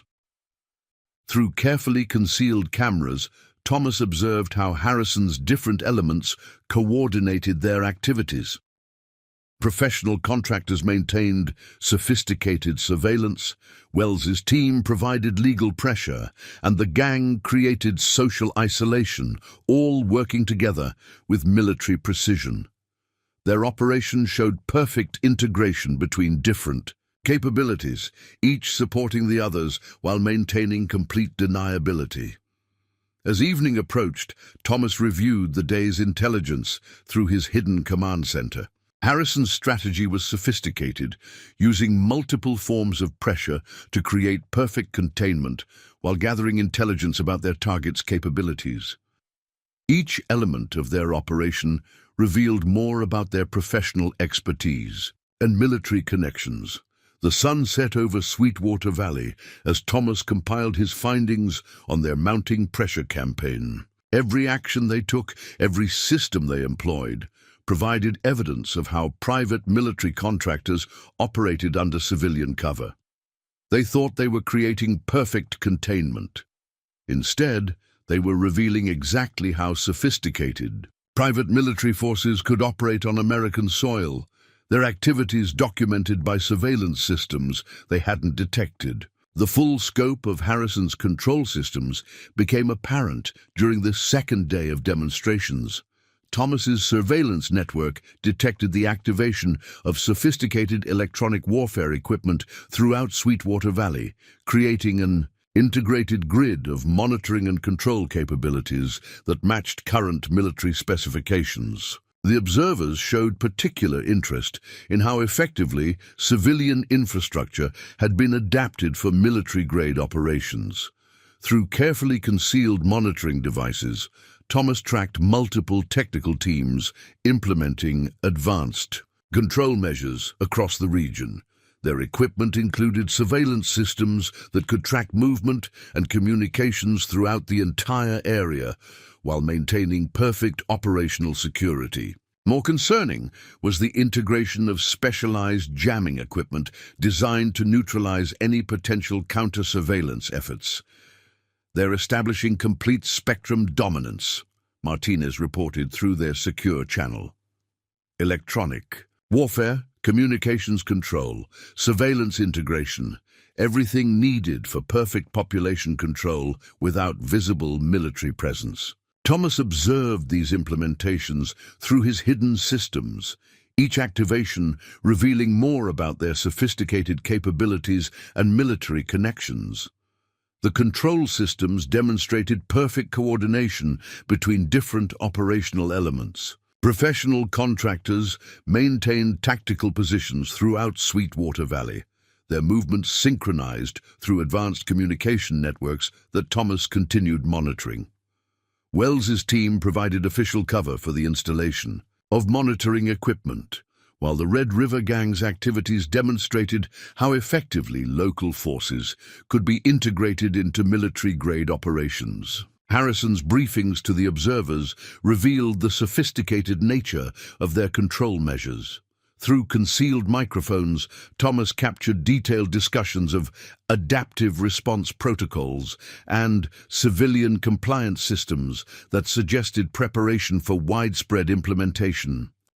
The observers paid particular attention to how effectively military technology had been concealed within civilian infrastructure. "Their system is more sophisticated than we anticipated," Caroline reported during a secured conversation.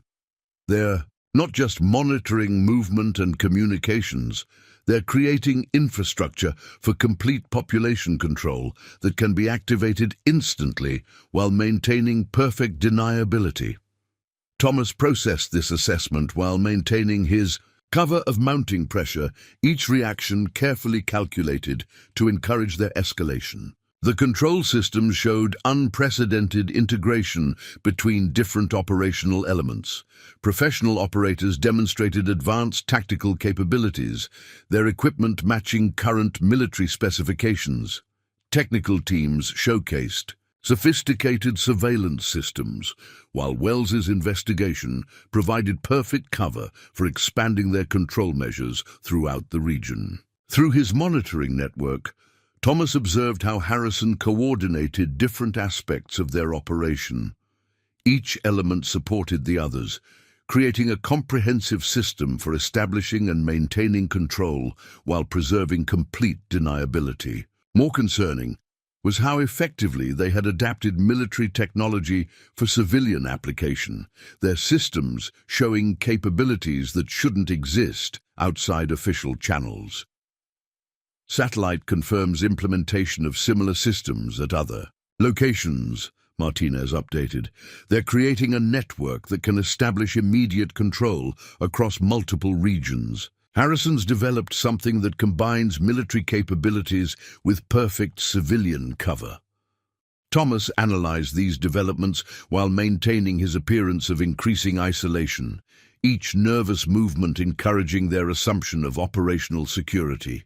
The sophistication of their control measures became increasingly apparent as the demonstration continued. Professional contractors showcased advanced tactical capabilities, their equipment revealing direct connections to military suppliers. Technical teams demonstrated surveillance systems that could monitor entire populations while maintaining complete deniability, their technology matching classified military specifications. Through carefully positioned surveillance devices, Thomas tracked increased communication between Harrison and the observers. Their discussions revealed sophisticated understanding of population control measures, suggesting connections to active military programs that shouldn't exist in the private sector. More concerning was how they discussed rapid implementation across multiple regions, their plans showing preparation for widespread deployment. Multiple secure transmissions detected, his system reported, flagging communications that used current, military encryption protocols. Thomas monitored these signals while maintaining his cover of mounting anxiety, each reaction designed to encourage their assumption of perfect operational security. The sophistication of their communications revealed direct connections to active military networks. As evening approached, Thomas compiled his intelligence on their control systems. Harrison had created something unprecedented, a perfect fusion of military technology with civilian infrastructure. Every system they activated, every procedure they demonstrated, revealed more about their true capabilities and intentions. They thought they were displaying perfect operational security. Instead, they were providing evidence of how private military contractors could establish complete control of civilian populations while maintaining perfect deniability. The sun set over Sweetwater Valley as Thomas reviewed the day's findings through his hidden command center. Harrison's demonstration had revealed the full scope of their operation, not just sophisticated control measures, but a complete system for establishing private military dominance without official oversight. Each capability they showcased, each procedure they implemented, provided evidence of something that threatened the fundamental relationship between military power and civilian authority. The true scope of Harrison's network became apparent during the final phase of demonstrations. Thomas's surveillance systems detected coordinated activities across multiple states, revealing an infrastructure far more extensive than initially suspected. Through sophisticated monitoring equipment, he tracked simultaneous operations at several locations, each showing the same level of professional execution and military precision demonstrated in Sweetwater Valley. Martinez's voice came through the secure channel with increasing urgency. "We're detecting parallel operations in at least 5 other states. Each location shows the same pattern: local criminal organizations being transformed into professional security forces supported by military-grade equipment and tactical expertise." Thomas processed this intelligence while maintaining his cover of mounting pressure, his surveillance systems documenting every aspect of their expanding operation. The network's sophistication became evident through carefully monitored communications between different operational centers. Each location had been carefully chosen, positioned to establish control over key transportation routes and population centers while maintaining perfect deniability. More concerning was the level of coordination between these sites, suggesting a command structure that matched current military protocols. Through concealed monitoring devices, Thomas captured discussions between Harrison and the observers that revealed the true extent of their plans. "What you're seeing in Sweetwater Valley," Harrison explained during a secured briefing, "is just a node in a comprehensive network. We've established similar capabilities across multiple regions, each ready for immediate activation while maintaining complete operational security." The observers' reactions, carefully documented by Thomas's surveillance systems, showed particular interest in how effectively military capabilities had been integrated with civilian infrastructure. Their questions focused on rapid deployment, protocols and coordination between different operational centers, suggesting preparation for widespread implementation of Harrison's model. "The network extends beyond state boundaries," Caroline reported during a secured conversation. "They're not just creating isolated operations, they're building infrastructure for coordinated control across entire regions." Harrison's developed something that combines military precision with perfect civilian cover on a national scale. Thomas analyzed this assessment while appearing increasingly isolated, each reaction carefully calculated to encourage their assumption of growing effectiveness. The sophistication of their network became increasingly apparent as Thomas's systems detected multiple secure transmissions between operational centers. The communications used encryption protocols matching current military specifications, suggesting direct connections to active military networks that shouldn't be accessible to private contractors. More concerning was how effectively they had adapted these systems for civilian application while maintaining complete deniability. Through carefully positioned surveillance devices, Thomas monitored increased activity at the warehouse as Harrison coordinated demonstrations of their network capabilities. Professional operators showcased how quickly they could establish control measures across multiple jurisdictions, while technical teams demonstrated sophisticated surveillance systems that could monitor entire populations without attracting official attention. Satellite confirms unprecedented coordination between locations, Martinez updated. They're not just showing individual capabilities, they're demonstrating how effectively they can establish immediate control across entire regions while maintaining perfect operational security. Thomas tracked these developments through his monitoring network, each operation revealing more about their sophisticated capabilities and military connections. The network showed perfect integration between different operational elements at each location. Professional contractors maintained tactical positions throughout multiple regions, their movements synchronized through advanced communication systems that Thomas continued monitoring.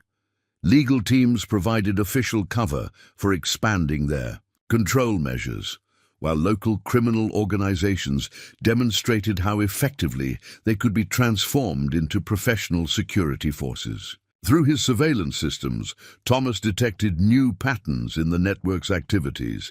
Each location had established sophisticated command and control centers, their equipment matching current military specifications.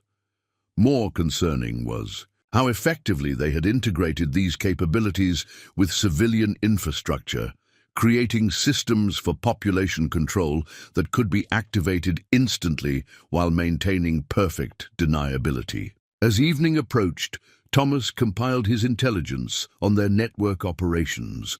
Harrison had created something unprecedented, not just sophisticated control measures in isolated locations, but a comprehensive system for establishing private military dominance across entire regions without official oversight.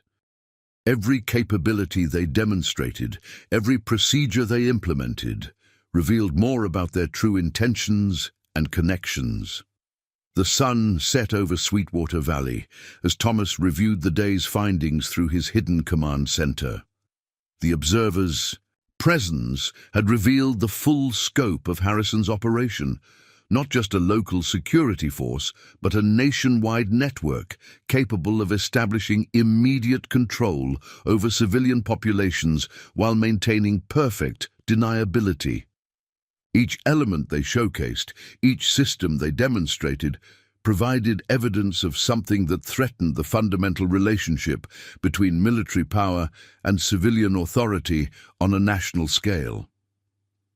The final preparations began as Harrison initiated the concluding phase of his demonstration. Thomas's surveillance systems detected increased activity across all operational elements, with professional contractors establishing enhanced security positions throughout Sweetwater Valley. Through sophisticated monitoring equipment, he observed multiple teams moving into predetermined positions, their movements showing perfect tactical coordination.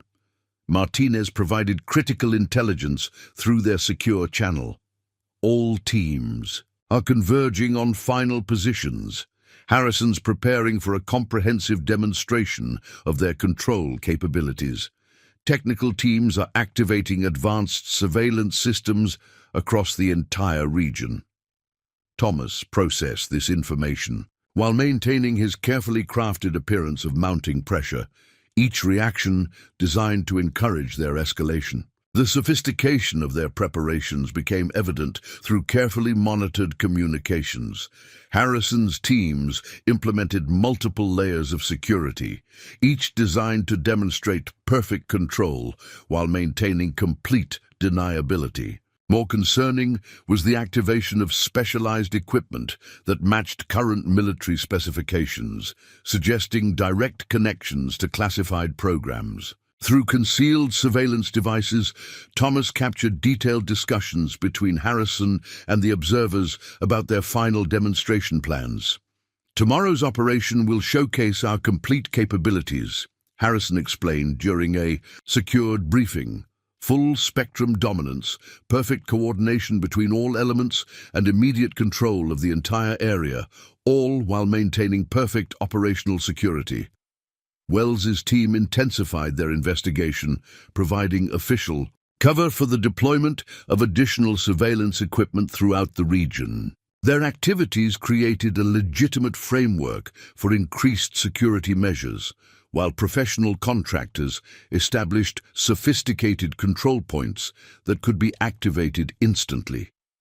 The coordination between different operational elements showed unprecedented integration of military capabilities with civilian infrastructure.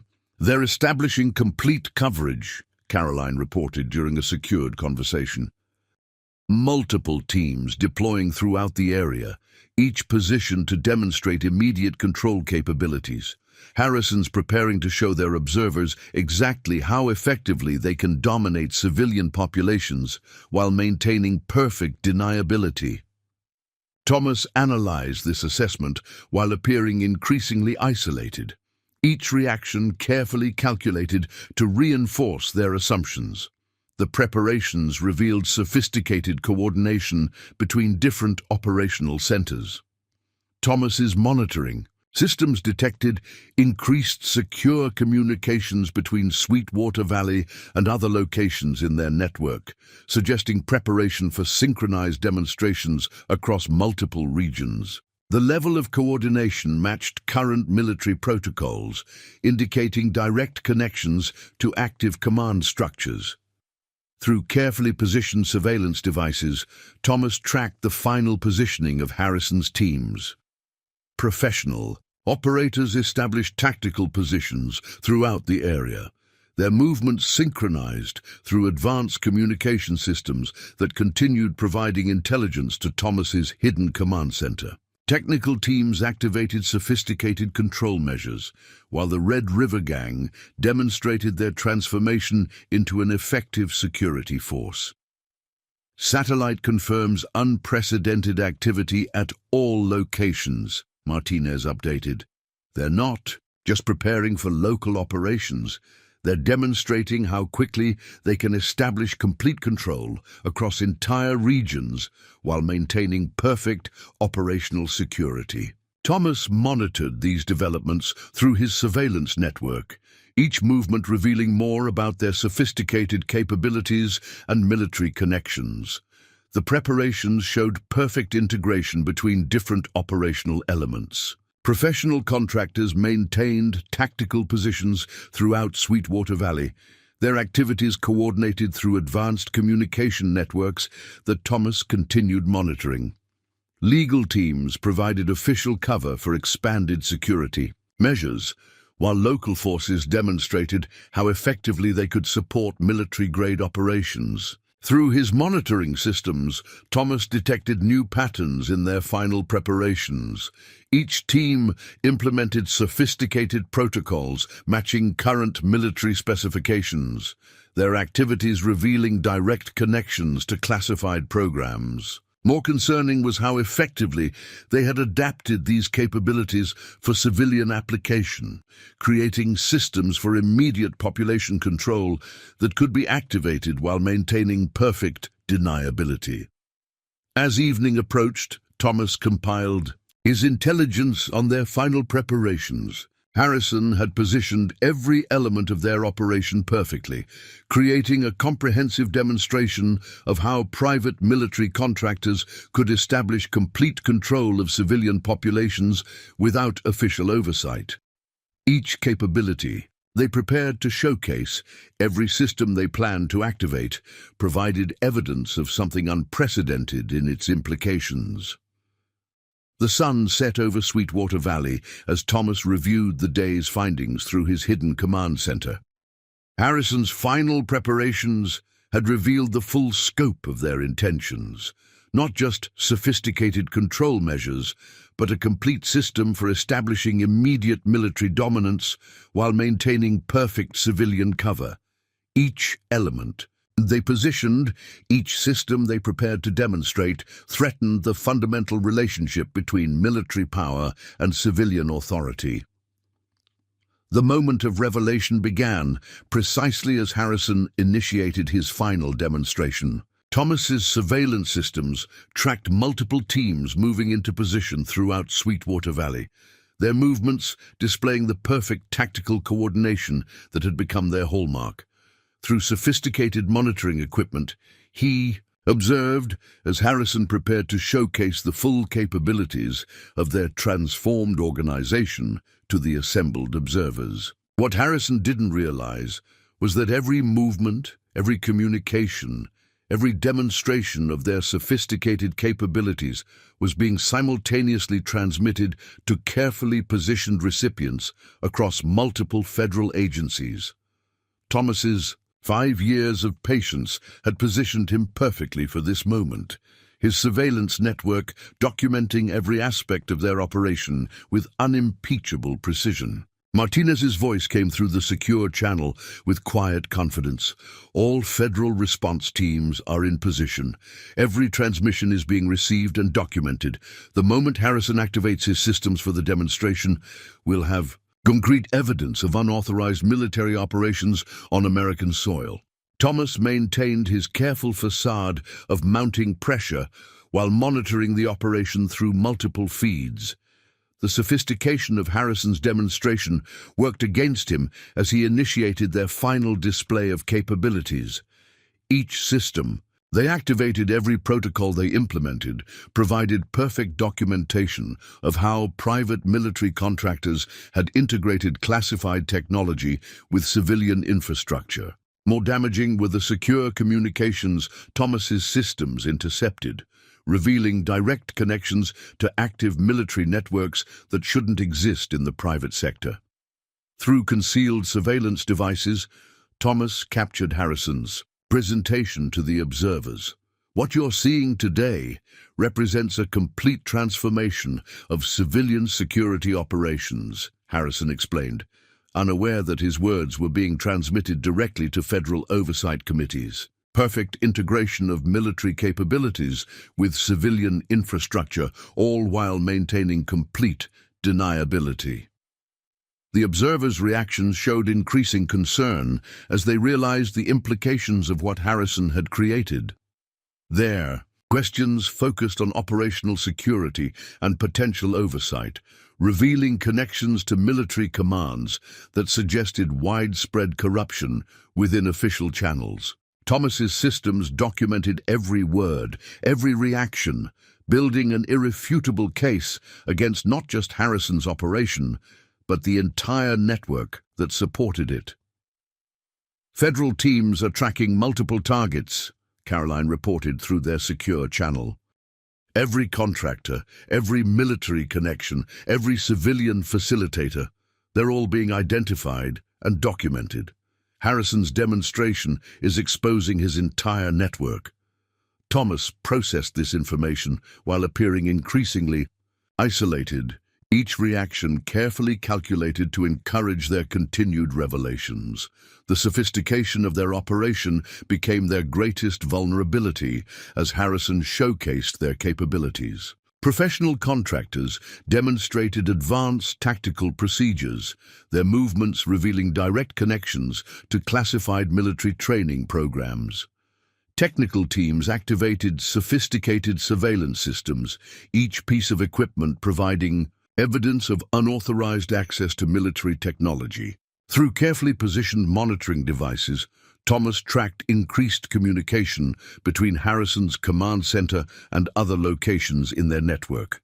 Each transmission revealed more connections, more compromised officials, more evidence of how deeply their operation had penetrated legitimate military and civilian structures. The scale of corruption became increasingly apparent with every demonstration they conducted. Multiple federal agencies moving into position, Martinez updated. Evidence is being compiled and verified in real time. Every capability Harrison demonstrates provides more documentation of unauthorized military operations. Thomas monitored these developments through his surveillance network, each piece of evidence contributing to a case that would expose not just their local operation, but an entire system of privatized military power. The revelation accelerated as Harrison's teams implemented their final demonstrations.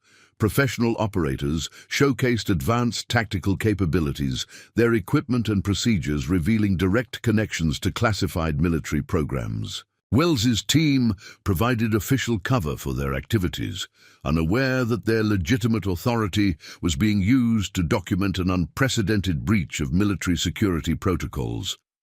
Through his monitoring systems, Thomas detected the moment when suspicion began creeping into Harrison's awareness. The colonel's expertise finally registered subtle inconsistencies in their targets' reactions. Patterns that suggested something more sophisticated than a simple farmer under pressure. But by then, it was too late. Every attempt to investigate these suspicions only provided more evidence of their unauthorized operations. As evening approached, Thomas compiled the final pieces of intelligence from their demonstration. Harrison had created something unprecedented, a perfect fusion of military capabilities with civilian infrastructure. But in showcasing their sophisticated operations, they had provided irrefutable evidence of how private military contractors could establish unauthorized control of civilian populations while maintaining connections to official military resources. The sun set over Sweetwater Valley as Thomas initiated the final phase of his operation. 5 years of patience had positioned him perfectly to expose not just Harrison's local operation, but an entire network of privatized military power operating without oversight or accountability. Each capability they had demonstrated, every system they had activated, would now serve as evidence in a case that would reshape the relationship between military authority and civilian control. The aftermath of Harrison's exposed operation transformed Sweetwater Valley. Over the following days, federal response teams moved with precise coordination, securing key locations and documenting evidence while maintaining perfect operational security. Through his surveillance network, Thomas observed as the carefully constructed facade of private military power began to unravel. Each element of their sophisticated operation now serving as evidence of unauthorized activities. Martinez coordinated the federal response from a temporary command center established in the courthouse. "Multiple agencies are processing the intelligence you gathered," he reported through their secure channel. Every demonstration Harrison conducted provided documentation of unauthorized military operations. The evidence is irrefutable. Thomas maintained his careful observation as professional contractors were systematically detained, their equipment catalogued as evidence of classified technology in civilian hands. The sophistication that had characterized Harrison's operation now served as perfect documentation of their activities. Each surveillance system they had installed, every communication protocol they had implemented, provided evidence of unauthorized access to military resources. More damaging were the secure communications Thomas's systems had intercepted, revealing connections to compromised officials throughout multiple agencies. Through carefully positioned monitoring devices, Thomas tracked the systematic dismantling of their network. Federal teams moved with precise coordination, securing locations across multiple states while maintaining perfect operational security. The scale of Harrison's operation became increasingly apparent as each node in their network was exposed and documented, revealing an unprecedented attempt to establish private military control over civilian populations. Wells found herself facing federal investigators, her legitimate authority having unknowingly provided cover for unauthorized military operations. The investigation exceeded its authorized parameters, she acknowledged, during secured debriefing sessions that Thomas monitored through his surveillance systems. Harrison used our official cover to implement military-grade control measures throughout the region. The Red River Gang's transformation became a key piece of evidence as federal teams documented how effectively Harrison had integrated criminal organizations with military capabilities. Professional contractors had provided tactical training and sophisticated equipment, creating hybrid forces that could operate without official oversight. Each element of their operation now served to expose the full scope of their unauthorized activities. Multiple high-level arrests in progress, Caroline reported through their secure channel. Every connection Harrison established, every official he compromised, every contractor he employed, they're all being identified and contained. Thomas processed this information while observing the systematic exposure of their network, each revelation contributing to a case that would reshape the relationship between military power and civilian authority. Through carefully positioned surveillance devices, Thomas monitored increased activity at military installations connected to Harrison's operation. The evidence he had gathered exposed not just private contractors, but active duty personnel who had provided unauthorized access to classified resources. The scale of corruption became increasingly apparent as federal teams traced connections throughout multiple commands. Martinez coordinated with oversight committees as they processed the implications of Harrison's exposed operation. This goes beyond unauthorized use of military resources, he reported during a secured briefing. They created infrastructure for establishing private military control over civilian populations while maintaining connections to official channels. The evidence you gathered exposes systematic corruption at multiple levels. The sophistication of Thomas's surveillance network proved crucial as federal teams compiled evidence against Harrison's organization. Each system he had implemented, over 5 years of preparation, provided perfect documentation of their unauthorized activities. More importantly, his patience had allowed them to expose not just local operations, but an entire network of privatized military power operating without oversight or accountability. Through his monitoring systems, Thomas observed as federal teams secured the warehouse facility that had served as Harrison's command center. Professional operators who had showcased military capabilities now found their sophisticated equipment being catalogued as evidence. Technical teams that had implemented classified surveillance systems watched as their unauthorized access to military resources was documented with perfect precision. As evening approached on the final day of operations, Thomas compiled the last pieces of intelligence from his surveillance network. Harrison's attempt to create perfect operational security had instead provided perfect documentation of unauthorized military activities on American soil. Each capability they had demonstrated, every system they had implemented, now served as evidence in a case that would fundamentally reshape the relationship between military authority and civilian control. The sunset over Sweetwater Valley as Thomas reviewed the results of 5 years' patience. His careful preparation had positioned him perfectly to expose not just Harrison's local operation, but an entire system of privatized military power operating without oversight or accountability. The evidence he had gathered would ensure that private contractors could never again establish unauthorized control over civilian populations while maintaining connections to official military resources. Through secured channels, Thomas received confirmation that federal teams had completed their initial operations. Multiple high-level arrests had been made, Sophisticated equipment had been secured, and unauthorized access to military resources had been terminated. Most importantly, the evidence he had gathered provided perfect documentation of how private military contractors had attempted to establish control over civilian populations while maintaining connections to official channels. The final pieces of Harrison's operation were dismantled as night fell over Sweetwater Valley.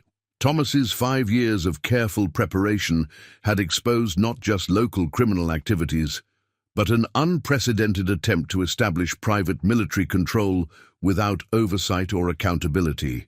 The evidence he had gathered would ensure that the relationship between military power and civilian authority remained firmly under official control, preventing any future attempts to establish unauthorized operations on American soil. Up next, you've got 2 more standout stories right on your screen. If this one hit the mark, you won't want to pass these up.